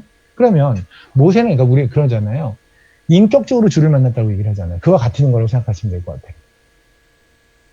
육체적으로 태어난 지 8일 만이니까는 뭐 지금 모세가 지정신도 내정신도 안 할 때잖아요. 그때 했던 할례는 할례가 아니라 진짜 인격적으로 만나서 내가 가지고 있는 모든 것들, 내가 추구했던 것들이 다 거짓이라는 걸 인정했을 때, 그때가 언제일까요? 우리 다 알고 있는 거. 모세가 왕자 걸 다 내려놓고 갔을 때. 그죠? 히브리서 11장을 지금 계속 펴고 계신다면 24절 볼게요. 믿음으로 모세는 장성하여 바로의 공주의 아들이라 칭함을 받기를 거절하고 도리어 하나님의 백성과 함께 고난받기를 잠시 죄악의 낙을 누리는 것보다 더 좋아하고 그리스도를 위하여 받는 수모를 애굽의 모든 보화보다 더 큰 재물로 여겼으니. 그러니까 모세가 지금 이런 모든 이걸 인식하고 인정하고 동의하고 그 다음에 삶으로 이제 살아낸 것, 그 부분이 바로 진짜 마음의 할례를 받은 순간일 거예요. 그죠? 저는 모세가 태어나서 40년 동안 왕자로서 이제 광야로 가기 전까지 매 순간마다 정말 우리가 어마어마하게 존경할 수밖에 없는 그리스도를 살았다고 생각하지는 않아요. 저는 모세도 왜 우리 야고보서에 그러잖아요. 니네가 엘리야 무지하게 높이 떠봐야 되잖아, 그렇지? 그런데 엘리야도 우리랑 같은 성정을 가진 인간밖에 안 돼. 라고 했던 것처럼 모세도 마찬가지였을 거예요. 그는 왜 애굽에 있는 금은보화가 좋지 않았겠어요, 그렇죠? 거기서의 그 향락과 그의 편안함과 그게 왜 안 좋았겠어요? 그런데 갑자기 주님이 훅 하고 들어왔겠죠, 모세에게. 그리고 나서 주님이 추구하는 방향, 바라보는 방향이 이쪽이 아니라는 거, 그거 아니라는 거. 모세가 가장 원했던 건 뭐냐면, 듣고 싶었던 건 이런 걸 거예요. 네가 잘하는 걸로 하나님께 영광을 돌려라. 이 메시지만 들었다면 모세가 정말 팔팔 날렸을걸요? 왜? 자기는 왕자인데, 지가 제일 잘하는 걸로 하나님께 영광을 돌리면 계속 왕자하다고 왕되면 되는 거잖아요. 아니, 하나님이 모세를 왕으로 만들면 간단하지 않아요? 애굽의 왕이 되면 히브리인들 다 그냥 끄집어내면 돼요. 아니, 모든 히브리 사람을 애굽 사람을 전도하면 되잖아요. 일이 이렇게 편한데 왜 하나님 일을 이상하게 하실까요? 그건 우리 생각이고, 하나님 생각은 그게 아니라고요. 하나님은 한 명의 예배자부터 시작한단 말입니다. 그러니까 이 사람, 우리 전도할 때 정말 기억하실 것이 뭐냐면, 감히 주제 넣기 얘기하면, 우리는 가끔 내가 예배자임을 포기하며 사람들에게 전도하는데 앞서가는 사람들이 있어요. 내가 그리스도인임을 포기하며 사람들한테 내가 그리스도인을 숨겨요. 그리스도를 전하기 위해서 그리스도인인 걸 숨겨요. 복음을 전하기 위해 복음을 숨겨요. 그죠? 사람들한테 기쁨이라고, 복음은 기쁨이라고, 세상에 이런 기쁨 없다고 말을 하는데 나는 실질적으로는 나한테 복음이 아니에요. 하나님은 그런 전도 원하지 않으세요. 하나님은 먼저 내가 보고 전도되기를 원해요. 내가 땅끝임을 인정하고 내가 먼저 하나님 앞에 반응하길 원하거든요. 하나님은 모세가 다다닥 올라가서 영향력 있는 크리스찬이 되어서 사람들을 막 전도하고 수많은 사람들을 갑자기 교회 예배당에 채우는 것이 포인트가 아니라, 포인트는 모세가 먼저 예배자가 돼야 돼요.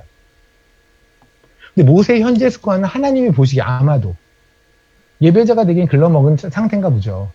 그죠? 모세의 그때 상태가 안 되겠다. 너는 그 나를 떠나야겠다. 제가 저를 케냐로 빼신 이유가 남들 보면 그러더라고요. 제가 되게 믿음이 좋아서 케냐 갔는데 그게 아니라 하나님이 아시는 거예요. 제 수준을. 제가 만약에 한국에서 계속 뭐 입시학원 하고 뭐 이러면서 믿음 생활을 했으면 얘는 한 3년 안에 교회를 끊을 가능성이 높은 인간이라는 걸 아셨을 거예요. 그래서 이도저도 못하는 곳에 그냥 확 수용하신 거라고 저는 생각하거든요. 그러니까 남들 보면 거기가 대단히 무슨 뭐 특수반 같은데, 특수반은 맞아요. 아래쪽으로. 밑에 쪽에 특수반 있잖아요. 얘는 정말 이거 아니면 안 되는 애들. 스파르타 교육해야 되는 애들. 제가 그런 사람인 거예요. 모세도 아마 비슷하지 않을까 싶어요. 그러니까 얘가 지금 궁궐 안에서 놔둔다면 얘가 예배자가 돼서 얘는 시간 좀 더 주면 이거 지가 쥐고 있는 것 때문에 그걸 못 나서 나를 못 쫓아오겠다. 그러니까 빨리빨리 내려놔야겠다. 하나님 쪽에 결정이 아니셨을까요? 그죠? 그리고 하나님은 이제 모세한테 내려놓게 하시죠. 인격적으로 만나주시죠. 근데 그것이 참 감사한 게 하나님이신 게 내려놔 이렇게 말씀하지 않으시고 하나님은 우리에게 모세의 기쁨을 줘버리는 거예요. 하나님의 아름다움을 등장시켜 버리세요. 그러니까 우리가 그러잖아요. 전혀 아름답지 않은 여인을 보면 아름답다는 얘기를 하는 것은 그 웬만한 인내가 아니면 힘들거든요. 전혀 잘생기지 않은 보면 잘생겼다는 얘기를 하는 것도 그렇죠. 하나님은 스스로를 너무나 잘 아세요. 너무나 아름다움을. 그래서 하나님은 스스로 모세에게 등장을 하세요. 그래서 그 아름다움 앞에 모세가 들고 있는 금은보화를 봤더니 너무 초라한 거예요. 그러니 하나님은 그러신 거예요. 내가 이 아름다운 내가 동행할 테니 네가 손님을 내려놔라. 이게 하나님 우리한테 복음을 주시며 내려놓게 하시는 거예요. 그러니까 여러분이 삶에서 나는 이상하게 내려놓지 못하지? 내가 왜 하나님에 반응하지 못하지라는 거는 그 이유는 딱 하나예요. 하나님의 아름다움을 제대로 못 봐서 그래요. 하나님의 아름다움을 제대로 보고 나면 그럴 리가 없어요. 왜 우리 뷔페 가서 고민해 본 적 있지 않아요? 접시를 이렇게 있는데 뭐를 얹었는데 저 옆에 무지하게 비싸고 맛있는 게 옆에 있으면 조용히 그걸 내려놓고 다시 그 빈 스페이스를 만들어서 얹게 되잖아요. 그렇죠? 우리 다 해봤잖아요, 그거. 하는 것처럼 너무나 아름다운 하나님을 보면 봐보세요. 하나님의 손을 잡으려면 나도 이렇게 잡아야 되잖아요. 그죠? 애들 보면 이러지 않아요? 한 손에 이렇게 과자 봉지를 모가지를 비틀어서 숨도 못 쉬게 이렇게 하고 있잖아요. 그러다가 아빠 손 잡아 그러면 얘를 이렇게 옮겨요. 그죠? 근데 얘가 얘한테 엄마 손도 잡아 그러면 얘가 막 울려고 그래요. 나 어쩌라고. 왜냐면 얘는 과자 봉지를 내려온다는 생각을 못 하거든요. 이건 불가능한 거예요. 이걸 먹어야 되는 거예요. 그러니까 애들이 뭐냐면 잠깐만 그래서 막 앉아서 먹어요. 입에 이만큼 넣고 그 다음에 봉지를 버리고 그 다음에 손을 잡는 거죠. 근데 이게 우리가 하나님의 손을 잡는 것도 비슷해요. 하나님의 손을 잡으려면 손을 내려놔야거든요. 손을 열어야 돼요. 그래도 이게 없어야 하나님의 손을 잡죠. 그죠? 그러니까 하나님은 너무 아름다우신 그 하나님께서 내가 내 손을 잡고 싶어라고 하는 건데 우리가 하나님이 아름다운 걸 모르니까. 그러니까 내가 손에 쥐고 있는 이 과자 봉지가 더 하나님보다 아름다워 보이는 거죠. 더 능력 있어 보이는 거죠. 하나님보다 이 돈이 더욱더 기쁨이 되는 거죠. 그러니 손을 못 잡는 거죠. 그냥 이렇게 하고 있는 거죠. 이런 거. 그죠? 코로나 시대의 악수 방법을 그때부터 이미 하고 있었던 거예요. 이렇게. 손을 잡지 않고 이렇게 하고 있었던 거예요. 주님, 이제 적당히. 그러니까 사실 우리가 코로나가 돼서 소셜 디스턴싱 하는 거 아니잖아요. 우리 여전히 하나님하고 계속 대면 하지 않았어요? 하나님 사회적 거리 유지했잖아요. 주님 너무 제 삶에 깊이 들어오시지 마십시오. 그러면 제 삶이 어떻게 되든 제가 느낌이 오니까 그냥 적당히 거기 계십시오. 우리도 깊이 안 가고 주님도 깊이 안 들어오고 그 정도 선. 그래서 우리는 그냥 이렇게 마치 태양계에 행성이 돌듯이 주님을 중심으로 우리 계속 돌고 있는 상태죠. 쑥 들어가지 못하는 거예요. 주님이 우리를 당길 힘이 없나요? 아니요. 이미 주님은 그분의 아름다움을 보여줬는데 아닌 거죠.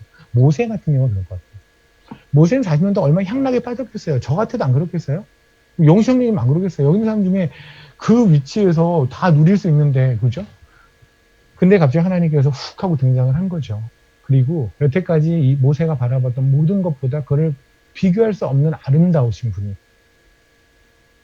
이 세상에 줄 수 없는 기쁨을 가지고 모세에게 등장을 한 거죠. 그리고 나서 모세가 하나님께 말씀하신 거죠. 이 히브리인들을 네가 건져내라. 네가 먼저 나 기쁨을 알았잖아. 복음을 알았잖아.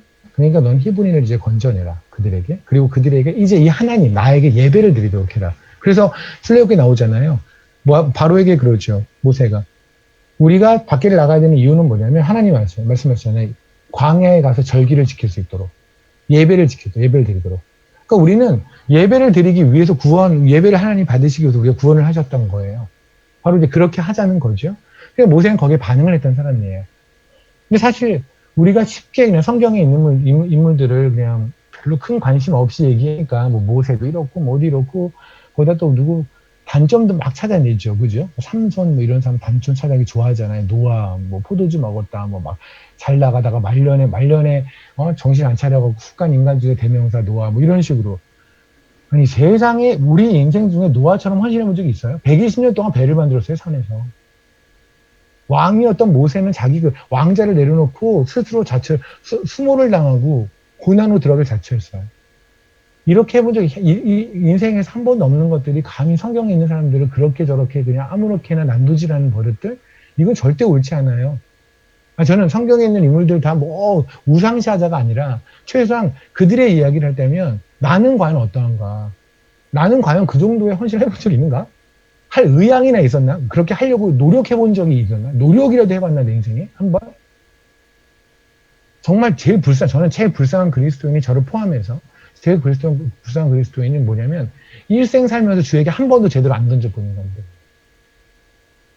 저는 뭐 그들이 구원을 받지 못한다 이런 얘기가 아니라, 나중에 주님 만나면 그 부분은 무지하게 창피할 것 같아요.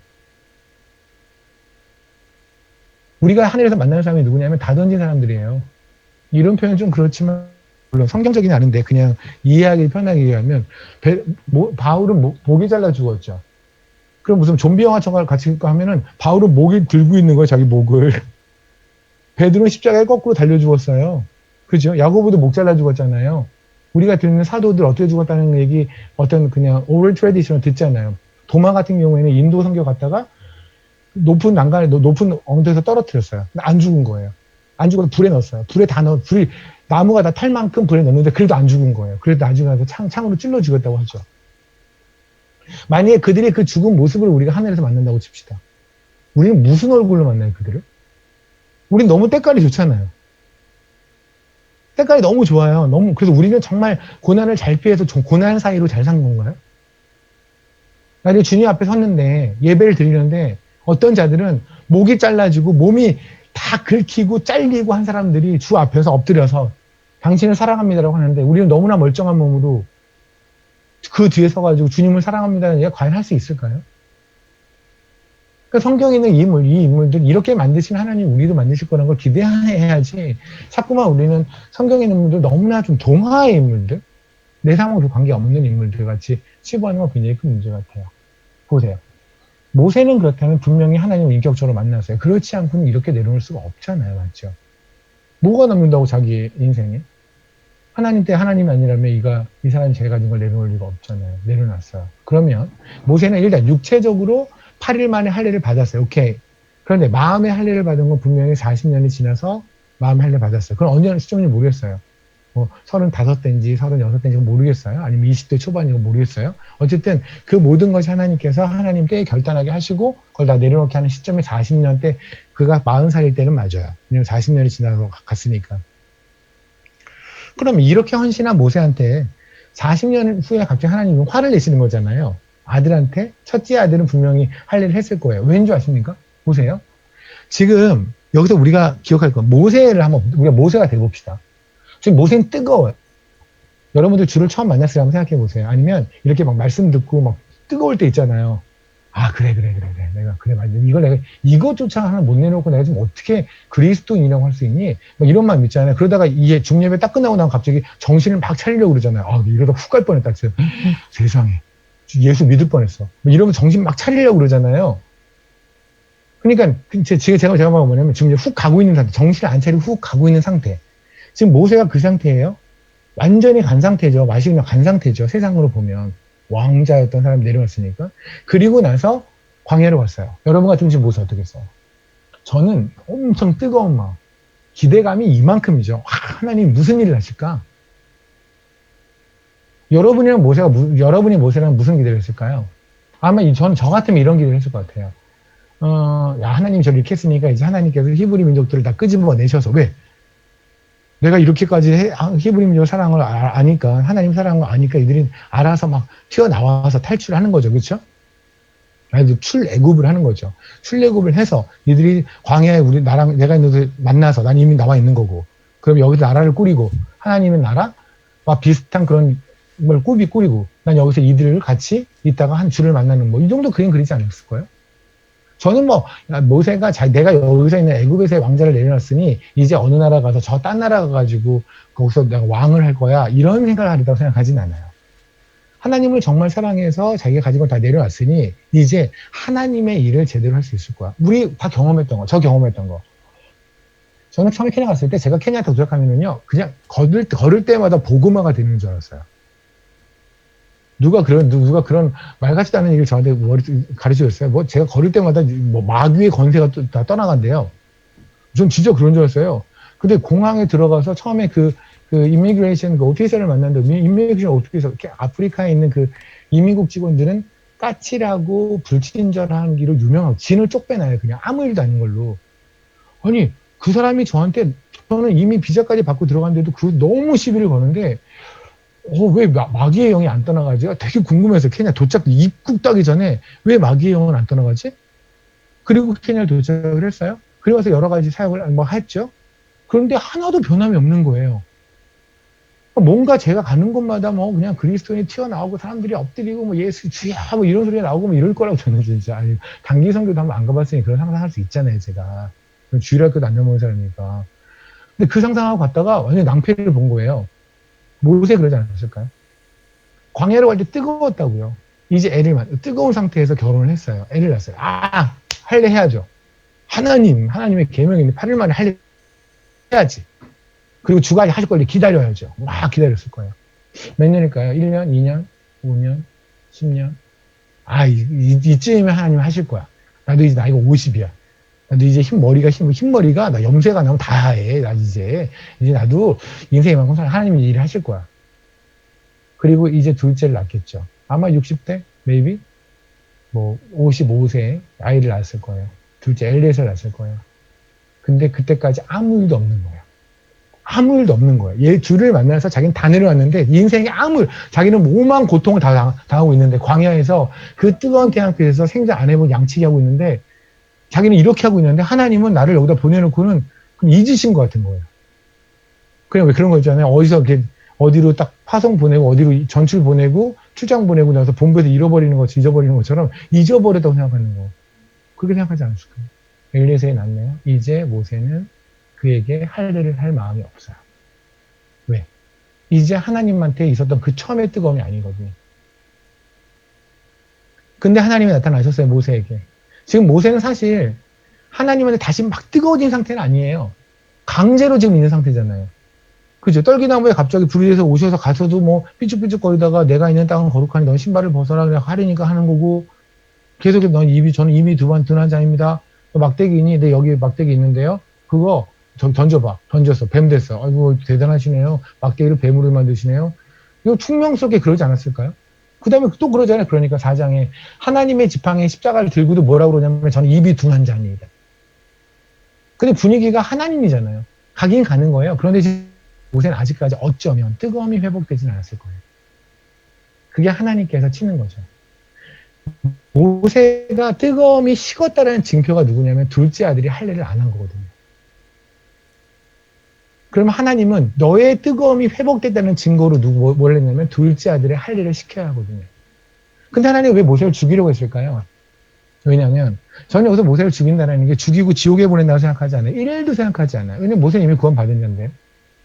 아까 히브리서에 그랬잖아요. 그가 그리스도를 위해서 수모를 받았다고 그랬잖아요. 이렇게 생각하시면 어떨까요? 모세를 하나님께서 2번 까세요. 첫 번째가 여기서 한번 까시고요. 두 번째는 언제냐면 물 아시죠? 물 이랬을 때 반석을 하나님께서 명령하여 근데 반석을 치잖아요. 반석을 치고 났더니 갑자기 하나님께서 너는 내가 하나님 너무 진노해서 너 이제 가나안 땅에 들어가지 못할 거야 라고 하셔서 하나님이 모세한테 2번을 화를 내시거든요. 근데 첫 번째도 두 번째도 사실은 굉장히 심해요. 오바예요. 모세가 이렇게 죽어야 될 일인가요? 두 번째는 생각해 보세요. 모세가 120년이에요. 40년 왕자, 40년 광야 생활, 그리고 40년 동안 광야에서 목동 생활, 40년 동안 히브리 백성과 또 광야 생활. 120년이 넘는 세월 동안 120이 된 거예요. 그 중에 인생의 80년은요, 하나님 때를 완전히 쪽박찬 인생이에요. 그 딱 하나 가나안 땅에 약속의 땅에 들어가기 위해서 백성들 이끌고 나온 거잖아요. 40년 뺑뺑이 돌면서. 그랬는데 하나님께서 뭐랬냐면, 단순히 반석에 있는 물을 나오는데 반석을 명령하려는 건 반석을 쳤다라는 이유 하나 때문에 그를 가나안 땅에 안 들어보낸다? 이거 투머치 아니에요? 여러분 어떻게 생각하세요? 저는 투머치거든요. 근데 이게 투머치가 아니에요. 제가 그랬잖아요. 우리는 그렇지만 우리는 분명히 억울할 수 있지만 하나님은 우리에게 억울함을 주시는 분이 아니라는 하나님의 성품을 이해한다면 그러면 이게 투머치가 안 돼요. 왠지 아십니까? 생각해 보세요. 가나안 땅에 들어갔을 때 여호수아가 싸운 민족들 있죠. 싸운 나라. 그러니까 여호수아가 물리친 나라의 왕수가 31명이에요. 31나라. 그러면 31나라랑 여호수아가 가나안 땅에서 전쟁하고 뭐 이러면서 있었던 시간이 13년이거든요. 13년 동안 31나라랑 싸우면 어떻게 돼요? 그냥 뭐 지금처럼 미사일 몇 번 쏘고 끝나는 게 아니잖아요. 그죠? 육탄전이죠. 그럼 한 번 싸움이라는 게 3개월, 6개월 이럴 거 아니겠습니까? 그러니까 적게는 몇 개월, 길게는 몇 년. 이 정도 싸움을 31나라랑 13년 동안 했다면 매일 싸워야 돼요. 매일 전쟁 중에 있어요. 그런데 모세는 지금 뭐를 잘못했냐면, 여기 보면 출애굽기 17장에 보면 아까 우리 나왔던 거 지금 우리가 보고 아까 그 아말렉한테 이거 듣는 이야기 듣는 거 있잖아요. 그 이야기 저 위쪽에 보면 이렇게 나와요. 하나님께서 백성들이 물을 달라고 그랬더니 그러면 그 반석을 쳐라라고 하세요. 그래서 모세는 반석을 쳐요. 그리고 민수기 20장에 가면 그 이야기가 아주 비슷한 이야기가 등장을 해요. 그런데 성경의 각주가 좀 틀려요. 성경 각주가 민수기 20장 가면 출애굽기 17장이라 바로 밑에 돼 있거든요. 그래서 마치 같은 얘기인 것 마냥 우리가 이해하는데 다른 얘기, 전혀 다른 얘기. 왜냐하면 앞에는 출애굽기 17장에서 물 달라라고 했던 이야기는 SIN이라고 하는 신광야에서 일어난 거고요. 그리고 나중에 민수기에서 있었던 물 달라라는 이야기는 진광야, ZIN이에요. ZIN이에요. 진광야에서 일어난 얘기예요. 위치도 달라요. 그래서 40년을 사이에 두고 일어난 사건이에요. 보세요. 40년을 두고 거의 같은 사건이 일어났어요. 어떤 거? 앞에는 백성들이 물 주세요, 물 주세요, 물 주세요. 그러니 하나님께서 그래? 그러면 네가 반석을 쳐. 그래서 반석을 쳤더니 물이 뻥 나왔네요. 근데 40년이 지났어요. 똑같은 상황이에요. 백성들이 물 주세요, 물 주세요, 물 주세요. 근데 하나님께서 네가 지팡이를 들고 이 다음에 모세는 하나님의 말씀을 안 들었을 거예요. 왜냐하면 이미 예전에 똑같은 상황에서 하나님께서는 지팡이를 들고 쳐라 그랬거든요. 그럼 이번에도 지팡이를 들고 그러면 이번에도 뭐라고 할까요? 쳐라라고 하시겠죠. 이게 주 안에서 생긴 관성이에요. 여러분 전도할 때요. 이러이러한 A라는 프로그램을 가져왔더니 이 전도가 됐다? 그래서 다른 나라나 다른 사람을 만났을 때도 그 똑같은 패턴으로 한다는 건 여러분 오해세요. 주 안에서 생긴 관성은 정말 위험해요. 우리가 하나님한테 이렇게 기도했더니 하나님 이렇게 하셨다? 그러니 나도 똑같은 어떤 하나님 매뉴얼 안에 넣어서 또 그렇게 하면 하나님이 이렇게 하시겠지. 천만에요. 하나님은 거룩하시잖아요. 거룩의 속성이라는 건 다르다예요. 하나님은 태초부터 지금까지, 그러니까 노아의 홍수 이후부터 눈이 내릴 수가 아니겠습니까? 눈이 내린 이후로 지금까지 현재 그 오랜 세월 동안 수천 년 동안 눈이 내린 동안에 그 눈송이 있는 모든 입자가 달라요. 하나님은 같은 거를 못 만드세요. 그래서 여러분의 하루가 여러분 나름 인생 살지 않았어요. 제가 지금 올해 시운 둘 내년에 시운 셋이 있으니까 벌써 인생 살았는데 저는 50년 넘는 인생 동안에 같은 날을 한 번도 못 살았는데요. 여러분도 마찬가지 아닌가요? 하나님 우리에게 같은 날을 하루도 안 주세요. 여러분 잎사귀 있잖아요. 나무 잎사귀. 그 잎사귀에 있는 모든 내용이 다른. 우리가 지문을 왜 해요? 지문 감식이 왜 되냐면 모든 사람의 지문이 다르거든요. 하나님이 그게 하나님의 성품이에요. 다 다른 거. 그러니까 우리가 10년 전에 하나님이 나한테 똑같은 A라는 상황에서 거의 같은 상황에서 하나님이 하신 것이 10년이 지난 지금도 똑같이 하실 거라는 기대는 버리세요. 그게 안에 있으면 그건 하나님을 능멸하는 거예요. 모세가 그랬을 거라고요. 지팡이를 들고 이제는 뭐 볼 것도 없는 거예요. 치라는 거죠. 왜? 40년을 쳤으니까. 근데 하나님 하신 거는 명령하고. 근데 이게 왜 중요하냐면 보세요. 그러면 이제 그러고 나서 모세가 지금 현재 이 상태로 그냥 자기가 주 안에 생긴 관성으로 가나안에 들어가다고 칩시다. 그러면 31나라랑 13년 동안 전쟁을 해야 되는데 얼마나 하나님한테 안테나를 세워야 될 거예요. 그죠? 근데 지금 모세는 나이도 들고 몸도 하얗게 것이고 그런데 주 안에 생긴 관성도 많아요. 간증이 많죠. 그러니 이제 간증대로 사는 거예요. 이 상황이면 예전에 4년 2개월 전에 간증과 되게 비슷한 상황이네? 그럼 4년 2개월 전에 하나님 하셨던 대로 이렇게 하실 거야. 이런 얘기 얼마나 많겠어요, 모세한테. 그렇게 되면 모세도 죽고 백성도 다 죽어요. 그러니까 하나님께서는 지금 상태 좋을 때 데려가시는 거죠. 이해되십니까? 저는 정말 제 소원 중에 하나예요. 제가 상태 좋을 때 데려갔으면 좋겠어요, 하나님께서. 얘가 딱 봤는데 죄를 막 질 것 같다. 그러면 얘가 상태가 안 좋아질 것 같다. 그러면 그냥 오늘이라도 데려갔으면 좋겠어요. 만약에 모세가 가나안 땅에 들어간 거 냅뒀으면 아마 모세가 했던 실수들, 하나님의 음성을 제대로 못 듣고 하나님의 뜻을 몰라서 했던 여러 가지 나쁜 일들을 기록할 수밖에 없었을 거예요. 하나님은 그렇게 하기 싫은 거예요. 내 새끼 모세가 얼마나 나한테 충성했는데. 내 새끼 인생에 5점 남기 싫은 거죠. 사람들이 모세를 그렇게 기억하는 것도 싫으시겠죠. 그래서 모세를 그냥 가나안 땅에 안 넣으신 거죠. 저는 너무 감사합니다. 이 하나님의 은혜, 역시 하나님이다. 저는 모세가 너무 감사했을 것 같아요. 맞아, 하나님. 제가 영적으로 좀 나이도 있고 뭔가 있고 좀 둔하네요. 사람은 그렇거든요. 누구나 언제나 똑같지는 못하니까. 보세요. 지금 이제 다시 그거부터 80년 전으로 봅시다. 40년 전이겠다. 그죠? 40년 전으로 봅시다. 모세가 지금 다시 광야에 있다가 이제 하나님을 만났습니다. 하나님께서 뭐랬냐면 내가 널 죽일 거야. 모세가 너무 여러분 어때요? 그죠? 하나님, 이건 아니죠. 제가 지금 하나님을 위해서 제가 뭐를 내려놓고 제가 광야 40년 동안 뺑뺑이 돌고 내가 이러고 있는데 지금 맨날 양치고 소치고 이러고 있는데 저도 옛날에 향수 깨나 썼던 사람인데 지금은 내 몸에 나는 건 양똥 냄새, 소똥 냄새밖에 없어요. 인생 다 던졌는데 주님 와서 지금 저를 뭐 죽이신다. 왜요? 하나님은 그러시겠죠. 네가 지금 그 상태로 그 뜨거움이 없는 상태로 너는 바로를 못 만나. 왠지 아세요? 보세요. 바로를 만날 때 항상 하는 패턴이 있어요. 모세는 바로한테 나타나요. 그리고 나서 하나님의 말씀을 선포해요. 그죠? 근데 이 선포하자마자 하나님이 무슨 이적을 0.1초에 딱 보여주는 게 아니에요. 그리고 나서 모세가 돌아가면 하세요. 그리고 나서 또 와야 돼요. 그러면 바로 입장에서는 모세는 재앙거리죠. 그렇잖아요. 그러면 모세가 지금 바로한테 간 게 9번, 다 합치면 10번의 횟수에 따라서 가는데 10번 동안에 얼마나 죽을 거를 각오하고 왔을까요? 그렇잖아요. 바로 모세가 등장하자마자 바로는 치를 떨었을 거예요. 그럼 얼마나 저 멀리서 제가 모세 보이면 바로 활로 쏴. 이런 명령 내릴 확률이 높잖아요. 그럼 모세는 지금 계속 하나님의 말씀을 들고 가는 똑같은 메시지예요. 다른 것도 아니에요. 히브리인들을 내놔라. 그 메시지를 가지고 가요. 갈 때마다 바로는 거절할 것이고 그리고 하나님은 깔 것이고 바로는 엎드렸다가 다시 또 정신 차린 다음에 내가 엎드릴 뻔했네. 그리고 또 개기면 또 모세는 가야 돼요. 여러분과 할 수 있을 것 같아요. 제가 마살란이라는 곳에서 무슬림들 이제 무슬림 커뮤니티에서 엘더 모임이 있는데 한 번 엘더 모임에 제가 그걸 초대라고 하기도 뭐하고 초청이라고 하기도 뭐하고 그냥 강제 소환이어갖고 소환이라는 표현이 낫겠네. 그러니까 저희가 무슬림 동네에서 크리스찬 스쿨 하니까 그러니까 이제 눈에 가시도 아니고 그냥 정말 죽여버리고 싶은 인간이거든요. 그러니까 여러분이 생각하는 것보다 훨씬 제가 거기에서 영향력 있는 사람이에요. 죽여버리고 싶은 인간이에요, 제가. 여기서 제가 뭐 주도 말도 관심도 없잖아요. 근데 거기서 살아있는 게 너무 싫은 인간이에요. 영향력을 뿜뿜뿜어요, 제가. 그래서 그들이 너무 죽이고 싶은데 그럴 수는 없잖아요.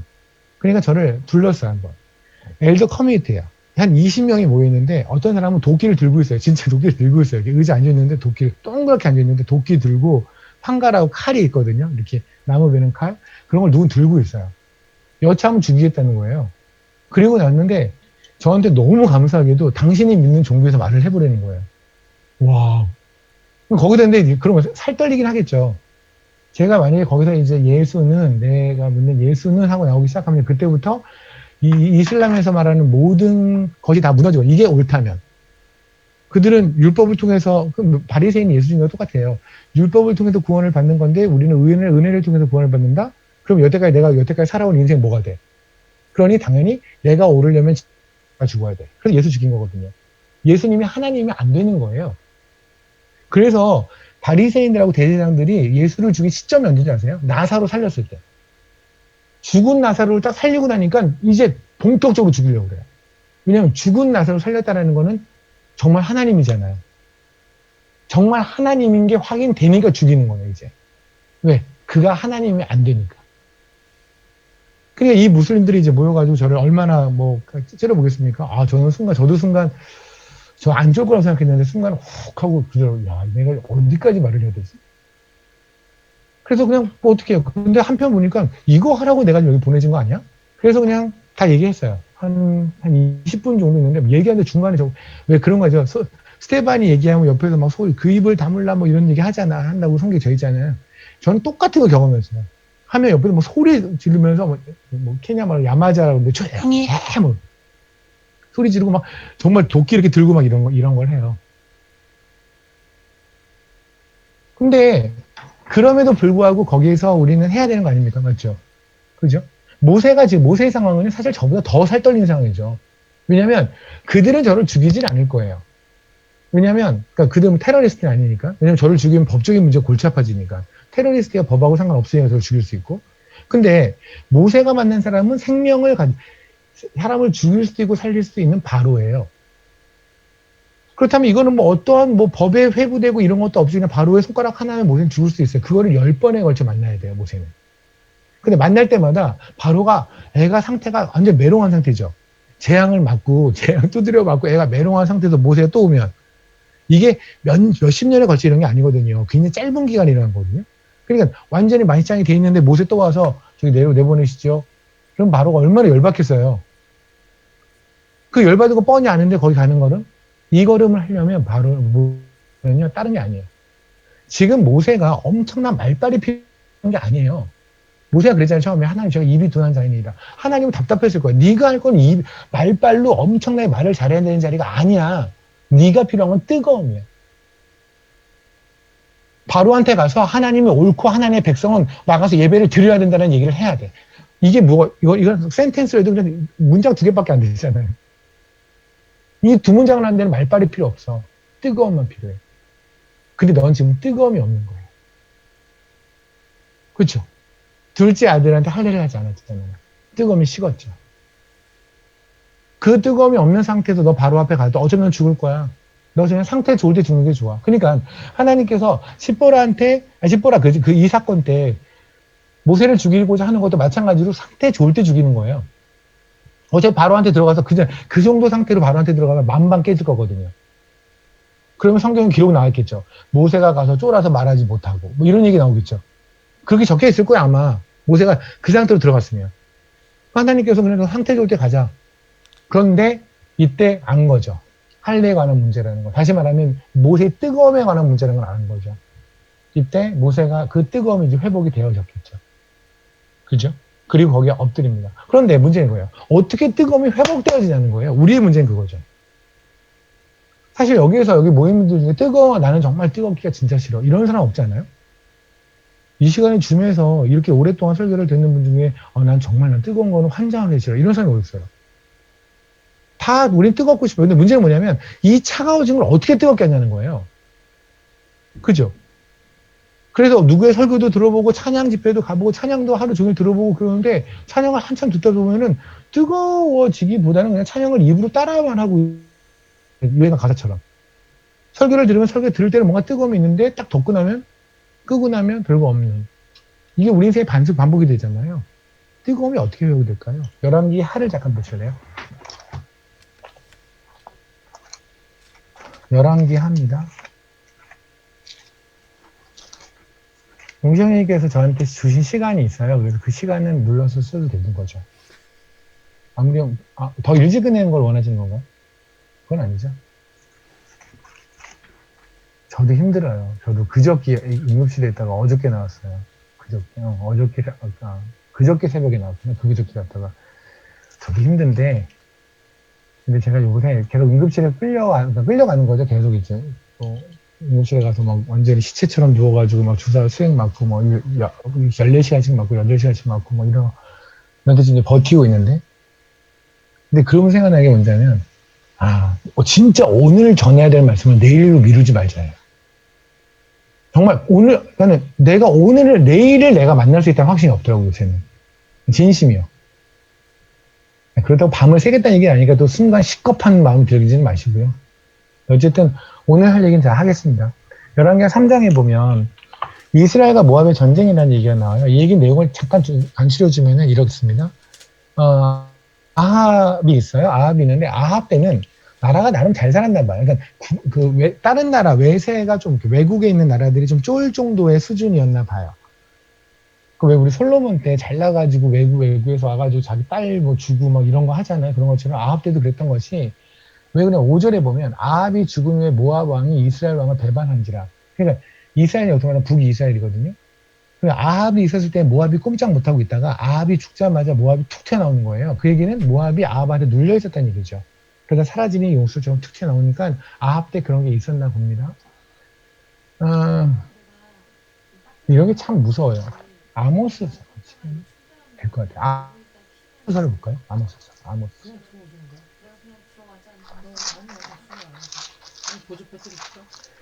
아모스 4장에 보면 이런 얘기 나오죠. 6절에 내가 또 너희 모든 성읍에게서 너희 이를 깨끗하게 하며 너희의 각 처소에서 양식이 떨어지게 했으니까 그러니까 이를 깨끗하게 하고 먹을 게 없으니까 이가 깨끗하겠죠. 양식을 떨어지게 했으나 내가 너희가 내게 돌아오지 아니하고. 보세요. 아모스가 쓰여지는 배경이 여로보암 2세 때예요. 여로보암 2세는 뭐냐면 북이스라엘 19명의 왕을 통틀어서 가장 잘 살았을 때. 그래서 이제 혹자는 이렇게 말해요. 이때가 아마도 비니빈 불프가 심해서 나라는 굉장히 부강했지만 잘 사는 놈만 잘 살고 못 사는 놈은 계속 못 살았다라고 얘기하는데 저는 그 얘기 같지가 않아요. 이 얘기는 뭐냐면 여로보암은 잘 살았어요. 그냥. 사람들이 풍족했어요. 그런데 하나님이 뭐랬냐면 내가 너에게 양식이 떨어지게 했다는 거예요. 이상한다? 나는 지금 통장에 잔고 있는데요. 저 쌀 있는데요. 근데 무슨 양식이 떨어져요? 하나님이 말하는 양식은 다른 양식이죠. 우리는 어쩌면 내 통장에 있는 잔고로 내가 하나님과의 관계가 좋다고 생각하는 인간들이에요, 우리들은. 내가 요번에 아팠다가 병이 나아지면 하나님이 너무너무 나를 기뻐해서 병을 낫겠다고 생각해요. 아닐 수도 있어요. 건강한 상태에서 하나님이 때리시기 위해서 그럴 수도 있잖아요. 그렇지 않아요? 그러니까 우리는 세상에서 말하는 복의 개념을 주 안에서도 그 복의 개념을 똑같이 적용하는 경향이 있단 말이에요. 여로보암 2세 때 지금 하나님의 말씀을 보면 니네들한테 내가 양식을 뺏었다고요.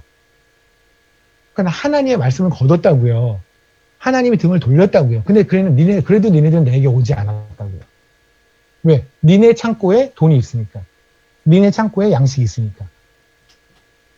우리는 보통 하나님한테 가는 게 내 몸이 아프고 뭐 힘들고 뭐 이럴 때 하나님께 가잖아요. 근데 어찌 보면은요, 진짜 우리가 하나님에게 가야 되는, 하나님 입장에서 네가 날 떠났어 라고 하는 시점이 바울이 데마한테 말하는 것처럼 세상을 사랑하여 떠났을 때. 근데 세상에선 잘 돼. 회사에서 모든 것이 다 순탄하게 지내. 이때가 나는 하나님 무지하게 복을 주는 상태라고 오해할 수도 있어요. 그럴 수도 있어요, 물론. 근데 아닐 수도 있어요. 하나님 없이도 세상에서 잘 나가는 사람들이 얼마나 많습니까? 아까 병생장님 말씀하셨지만 현대가 보세요. 하나님 1도 없이 그냥 가서 불공만 열심히 드려도 열심히 잘 살잖아요. 막힘없이 살잖아요. 그게 만약에 복이라고 한다면 우리도 빨리 절을 찾아 나서야죠. 교회를 떠나서. 그게 만약에 복이라면. 그죠? 내 인생의 복이라는 건 하나님이 나하고 있을 때가 복이에요. 시편 1편에 그러잖아요. 시냇가에 심은 나무라고 그러잖아요. 그때 시냇가가 두 가지가 있거든요. 하나는 자연천으로 흘리는 시냇가가 있고요. 또 하나는 인공적으로 만든 인공천이 있어요. 그렇지 않아요? 근데 시편 1편에 말하는 시냇가에 심은 나무도 이때 시냇가는 인공천이에요. 인공천의 특징은 뭐냐면 자연천은 한국은 거의 그런 게 보이지 않는데 케냐만 해도 드라이 시즌에는 정말 물이 안 오니까 얼마 전까지 도 물이 이만큼 있었던 강이요. 나중에 가서는 그냥 다 말라버려요. 진짜 말라서 가끔 왜 그냥 무슨 뉴스에서 나오는 그런 말라 비틀어진 강 있잖아요. 그게 돼요. 그건 자연천이에요. 자연천은 물이 있을 수도 있고 없을 수도 있어요. 근데 인공천은 늘 물을 채워놓겠죠. 하나님이 우리를 부르시게 뭐냐면 시냇가에 심은 나무라고요. 하나님 인공천에다가 예수 그리스도를 물이 절대 마르지 않는데 우리를 심어 놓으신다는 얘기예요. 근데 우리의 삶이 하나님은 근데 우리 이 나무들이 얘네들이 막 움직인다니까요. 그리고 멀리 가요. 그래서 이 물을 못 받아들이고 저기도 말라 비틀어져요. 그런데 얘네들은 지가 말라 비틀어지는 관심이 없는 거예요. 왜? 여기서 재밌는 것도 보고 먹을 것도 많이 먹고 신나고 좋은 거죠. 그래서 지는 그러는 거죠. 이게 내가 하나님이 나랑 가까이 있으니까 내가 이렇게 복 받는 거지. 아닐 확률도 되게 높거든요. 그죠? 아합도 아마 그랬을 거예요. 왜 아합 때 백성들은 그렇게 하나님께 돌아오지 않았을까요? 보세요. 아합 때에 있었던 인물이 엘리야하고 엘리사잖아요. 그때 엘리야가 뭐래요? 저를 빼놓고 모든 선지자가 다 죽었나이다 이러잖아요. 그러면 선지자를 죽였다는 얘기는 아합이 혼자 다니면 다 죽이지 않았을 것이고 정치권에서 그런 얘기를 한다는 얘기는 국민적 여론이 형성이 된 거죠. 공감대가 형성이 됐으니까 아무리 성경에 있는 왕이라지만 여론에 신경 쓰지 않고 혼자 할 수는 없거든요. 사람 사는 세상에 그럴 수는 없어요. 그죠? 그러면 아합이 선지자들을 하나님의 그렇게 많은 사람을 죽이려고 했다면 그 당시에 있었던 국민적 공감대가 하나님의 선지자들은 다 나쁜 놈들이라는 공감대가 있어야 되지 않습니까? 맞죠? 그 얘기는 뭐예요? 아합 때는 괜찮았다는 거예요. 우리 왕 괜찮다는 거예요. 우리 왕 괜찮으니까 그냥 난 먹고 살만 하니까 그러니까는 하나님이라는 존재가 필요가 없는 거죠. 그러니 엘리야 같은 사람이 말하는 그 쓴소리를 듣기 싫은 거죠. 너희는 지금 하나님하고 떠났어. 무슨 헛소리야. 내가 하나님하고 얼마나 친한데 그러니까 우리가 지금 이렇게 더 잘 먹고 잘 살고 내가 건강하게 잘 살고 있잖아. 이게 아합 때였을 거예요. 이때 보세요. 아합이 죽었어요. 모압이 튀어나왔네요.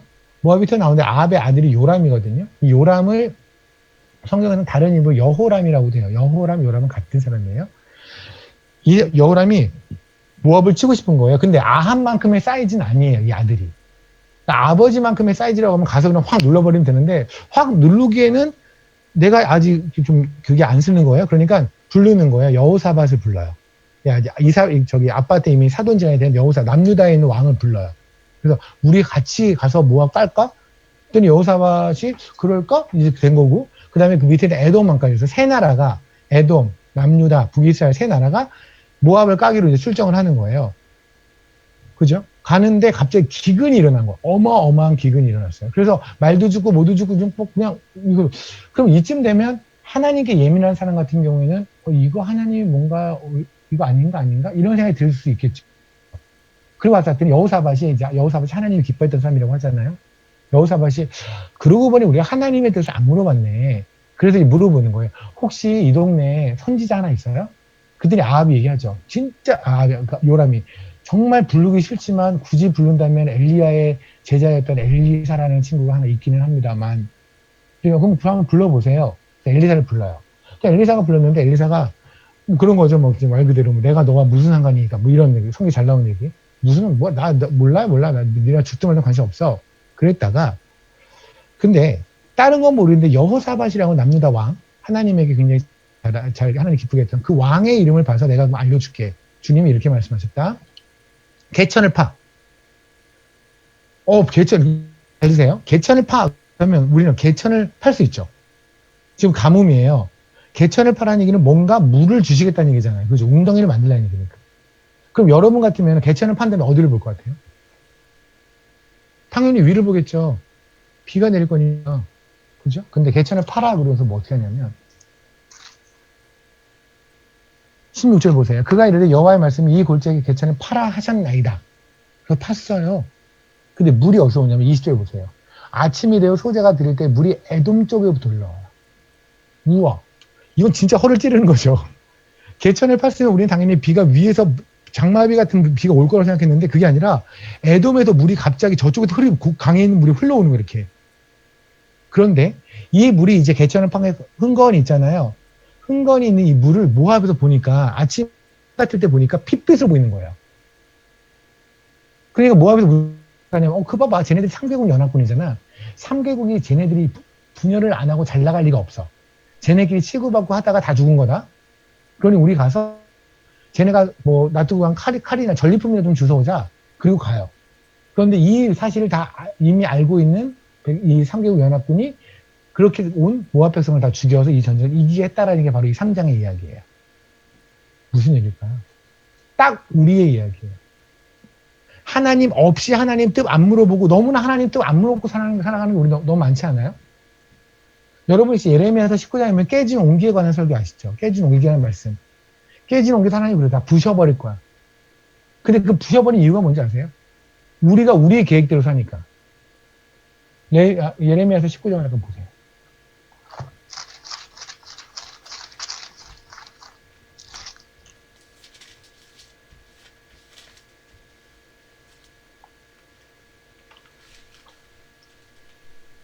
거기에 보면 11절에 이러잖아요. 그들에게 이르시기를 만군의 여호와께서 이와 같이 말씀하시되 사람이 토기장에 그래서 한 번을 깨뜨리면 다시 완전하게 할 수 없나니 이와 같이 내가 이 백성과 성읍을 다 무너뜨려 버릴 거야 라고 말씀하시잖아요. 그 이유가 뭐냐면 18장에 보세요. 18장에 봤더니 주님께서 토기장으로서 옹기를 만들 때 그때 하나님을 대적하는 자도 이렇게 말해요. 그러나 그들이 말하기를 이는 헛되니 우리는 우리의 계획대로 우리의 계획대로 우리 뜻대로 우리가 원하는 대로 우리의 바람대로 사는 게 하나님을 대적하는 거예요. 그죠? 그렇게 우리가 살 때 하나님께서는 우리를 다 박살 내시겠다는 얘기예요. 이해되십니까? 그게 이게 뭐냐면 이거 보세요. 저는 여러분들 중에 정말 비비비 정말 존경하거든요. 제가 설교할 때 가장 제가 힘을 내서 설교를 하는 곳이에요. 가장 힘내요. 몸이 컨디션에 상관없이. 정말 존중하고 존경해요. 여러분들을. 근데 우리 한번 솔직히 보자고요. 여러분들 개개인으로 본다면 교회 나름 에이스들 아닌가? 에이스들 아니에요? 교회 가면 그냥 목사님들이나 여러분들이 뭐 자랑하는 우리 교회 이런 집사님 있습니다. 창범 형님께서 손으로 막 이러셨는데. 그러니까 우리가 우리가 정말 우리가 누가 봐도 그렇잖아요. 정말 열심히 교회 섬기고 모루 섬기고 근데 또 직장에서도 하고 또 훈련도 받고 아우리치도 가고 좀 여러 가지 열심히 하는 그리스도인이 어디 있어요? 많이 없을걸요. 그럼에도 불구하고 말씀드리는 건 뭐냐면 근데 우리의 삶을 가만히 보면 우리가 너무 우리 계획대로 가고 있지 않냐는 거예요. 그죠?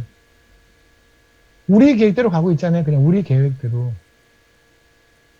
우리의 계획대로 가고 있다는 게 무슨 말인지 아시겠어요? 하나님한테 있어서 뜨거움이 사라질 때 그래요. 하나님하고 만났을 때 그 뜨거운 감격이 사라지면 우리가 다시 정신을 차리고 우리 계획대로 가요. 정신을 못 차린 상태에서 우리는 주를 만나 정신 못 차렸고, 주를 만날 때까지 정신을 못 차려야 해요. 근데 중간에 정신을 차려버린 거예요. 그럼 우리 계획대로 간다니까요. 이때 하나님께서 네 온기를 다 부셔버리겠다고 말씀하시는 거고요. 그죠? 그럼 아까 우리가 얘기 돌아보면 어떻게 돼요? 그럼 우리의 상태는 뭐냐면 늘 하나님의 뜻을 물어보지 않는 요람과 그러니까 북이스라엘과 남유다와 에돔의 왕과 같이 세상에 나가면서 무슨 일을 하면서 하나님의 뜻을 안 물어봐요. 저는 여러분이 기도하지 않는다고 말하는 게 아니에요. 저는 여러분이 기도한다고 믿어요. 근데 기도에서 여러분이 하나님께 받은 마음이라는 게 진짜 하나님 마음인가요? 아니면 애초에 하나님에게 드린 것이 주관식으로 드리지 않고 객관식으로 3개를 드리고 하나님 1, 2, 3 중에서 하나 택해 주세요. 답은 4에 있었는데. 그래서 마음에 그냥 원래부터 하고 싶었던 게 1이었어. 근데 1을 하자니 너무 4개가 되니까 그거보다는 차선에서 한 2를 하면 뭔가 좀 타협이 된 것 같은 뭐 이 정도로 하나님이 하는 거 아닌가요? 진짜 나의 본성과 거역되는 일을 하고 있나요? 하나님의 일은요 언제나 우리의 본성과 거역되는 일이에요. 진짜요. 성경을 보세요. 사도행전을 보세요. 아니 성경에 있는 모든 백성 보세요. 엘리야 보세요. 엘리야가 왜 하나님 저 못하겠으니까 저 그냥 죽이십시오라고 로뎀나무 밑에서 왜 그랬을까요? 자기의 성정대로 하면 도저히 할 수 없는 일만 시키는 거예요, 하나님께서. 엘리사는 안 했나요? 바울은 안 그랬나요? 성경 다윗 보세요. 사울한테 막 쫓기는데 그 일날 사람들이 블레셋 근데 마음속에 저 사람들 도와주고 싶은 마음이 생겨요. 600명에 있는 자기 부하들한테 말을 해요. 쟤들을 구해줘야 돼, 말아야 돼. 부하들이 얘기를 하죠. 그건 지나친 자기의 의입니다. 그건 말같이 하는 소리를 하죠. 우리가 당연히 죽게 생겼는데 전쟁하다가 우리가 죽든가 아니면 우리가 살더라도 사울이 우리의 위치를 알면 우리는 어떻게 되는 거예요? 말같이 하는 소리 하지 마세요. 그런데도 뭐예요? 하나님께 물어보죠. 하나님이 싸워. 우리의 본성이 정반대죠. 우리가 원하는 건 정반대잖아요. 타협도 없어요. 그냥 해라. 하잖아요. 근데 그 결과가 뭔지 아십니까? 그 일날 사람들이 다윗을 배신해요. 결과가. 자기 거 다 던지고 내 코가 석잔데 다 던져서 했는데 해피엔딩이 아니에요. 그 일날 사람들이 배신해요. 근데 그걸 가지고 다윗이 쓴 시편이 있어요. 시편에서 뭐랬는 줄 아세요? 낙헌제를 말을 해요. 낙헌제는 구원받음으로 기뻐하는 게 낙헌제예요. 감사하는 게. 그러니까 내가 요번에 기도를 했어. 하나님 요번에 기도가 있습니다. 그걸 들어줬으니 감사합니다. 이게 아니라 우리 보통 감사헌금 그런 거 하잖아요. 요번에 아이가 아픈 낳거나 뭐 이런 거 할 때 감사헌금 하죠. 낙헌제라는 거에 만약에 낙헌제 감사헌금이라는 제목이 있다면 그건 뭐냐면 감사할 일이 개뿔 하나도 없는데 내가 구원받았다는 이유 하나 때문에 그냥 감사가 넘쳐서 감사헌금을 하는 거예요. 다윗이 그 일날 사람 다 도와주고 배신당해서 완전 까였을 때 시편에서 했던 얘기가 뭐냐면 제가 하나님께 낙헌제를 드리니까 상황으로 봐서는 감사한 게 1도 없는데요. 그런데 저는 주의 것이기에 감사합니다. 이게 다윗의 고백이에요. 마찬가지의 그도 자기의 본성과 거꾸로 가잖아요. 우리가 하고 싶은 것과. 근데 우리는 내가 하고 싶은 것, 내가 하고자 하는 것을 내가 그냥 1, 2, 3라는 3지, 4지, 5지 선다형을 만들어서 하나님께 드려요. 그 중에 뭘까요? 그 다음에 하나 선택하라고 하나님께서. 하나님은 그게 다 답이 아니려는데 다 쓸어버리고 다시 하자는데 이게 바로 하나님의 속을 뒤집는 거죠. 근데 우리가 이렇게 된 이유는 뭔지 아세요? 뜨거움이 사라졌을 테니까요. 간단해요, 그냥. 그 뜨거움을 회복시키는 하나님은 지금 열왕기 3의 말씀을 말씀하시잖아요. 우리 삶에 개천을 만드세요, 갑자기. 느닷없이. 그거는 고난이라는 것을 있을 수 있을 거예요. 아니면 난데없는 상황일 수도 있을 거예요. 기대치 않은 말씀일 수도 있을 거예요. 그게 뭔지는 모르겠어요. 아니면 기대치 않은 만남일 수도 있을 거예요. 갑자기 개천을 산 다음에 우리가 예상하는, 그래서 우리는 나는 요번에 이렇게 막 식었으니까 요번에 뭐 선교사님 말씀을 듣고 누구 어디 집회를 가서 뭐 해서 그걸로 내가 은혜를 받아야지 라고 생각하는데 하나님은 개천을 파도 느닷없이 전혀 방향이 우리의 예상에 전혀 상관없는데 에돔에서 강이 흘러나와요. 근데 그 강은요, 다른 게 아니에요. 여러분의 승질을 말하는 것도 아니고, 여러분의 자녀의 수능 성적을 말하는 것도 아니에요. 그거는 핏빛 예수 그리스도의 핏빛이에요. 그 강을 가득 채운 거예요. 어디선가 들어온 예수 그리스도의 피가 여러분을 뒤 덮어버린단 말입니다. 그 뜨거움이. 저는 여러분이 오늘 올해를 새해를 시작할 때 하기 전에 이 은혜를 여러분이 맛보셨으면 좋겠어요. 그걸 기도하세요. 새해를 시작할 때 하나님 이것을 해주십시오. 내지는 새해는 이렇게 해주십시오. 아니라 최소한 올해 주님 새해에는 난데없이 주님이 판 개천 안에 주님의 피로 가득 채운 것, 주님의 피 제대로 확인하고, 그래서 여태까지 주님의 계획이 아닌 나의 계획을 앞서서 살았던 것들 다 물리치고 거기서 주님이 승리를 선포하며 살아가기를 원하는 주님 그렇게 해주십시오라고 기도했으면 좋겠어요. 지금 모세가 바로 그런 거죠. 사라져 있는 뜨거움이 사라져 난데없이 하나님께서는 전혀 예상치 않은 둘째 아들을 들고 할례하지 않은 둘째 아들을 들고 모세의 뜨거움을 회복시켜 버리잖아요. 그죠? 언제 어떻게 파질지 모르는 개천에 어디서 언제 올지 모르는 그 핏빛 복음, 예수 그리스도의 피, 그것을 하나님이 결국 모세한테 승리하신 얘기가 출애굽기 4장의 이야기가 아닐까 싶고요. 그 이야기가 지금 여러분들의 이야기가 아닐까 싶습니다. 우리 한 명 한 명이 저부터 그렇게 좀 제대로 살았으면 좋겠어요. 요새 좀 아프고 나서 보니까 주를 만나고 나서 제가 주로 좀 아팠거든요. 그 십자가 케냐에 가자마자 그냥 사건 사고를 당하고 이러면서 제가 아마 죽음이라는 끝 이건 정말 죽는다라고 하는, 그러니까 죽을 것 같다, 힘들어, 아파 이 정도 아니라 죽었다, 차가 뒤집어지면서 하면서 이런 죽었다, 폭탄 터지고 있는데 죽었다 이렇게 했던 것만 해도 그것만 해도 대여섯 번 되는 것 같은데 죽었다, 죽을 뻔한 거 빼고 죽었다 이런 거. 근데 저는 그때마다 정말 감사한 건 뭐냐면 그때 그것이 개천에 채우신 하나님의 예수 그리스도의 피였다는 걸 지금 생각하면 다 알겠어요. 다른 게 아니라 저는 하나님이 저의 뜨거움을 회복시켜 주셨으니 제가 지금 살고 있는 거거든요. 간단히 얘기합시다. 왜 용식님이 목사님이 왜 저를 부를까요? 여러분들은 왜 제가 하는 자리에 이 자리에 여러분 올까요? 그냥 그런 거 아니에요? 저 친구 보면 뭔가 좀 예수한테 미친 것 같아. 제가 여러분한테 그렇게 보였으면 제 인생은 성공한 거고요. 그렇게 보이지 않았다면 저는 그렇게 살도록 노력하겠습니다.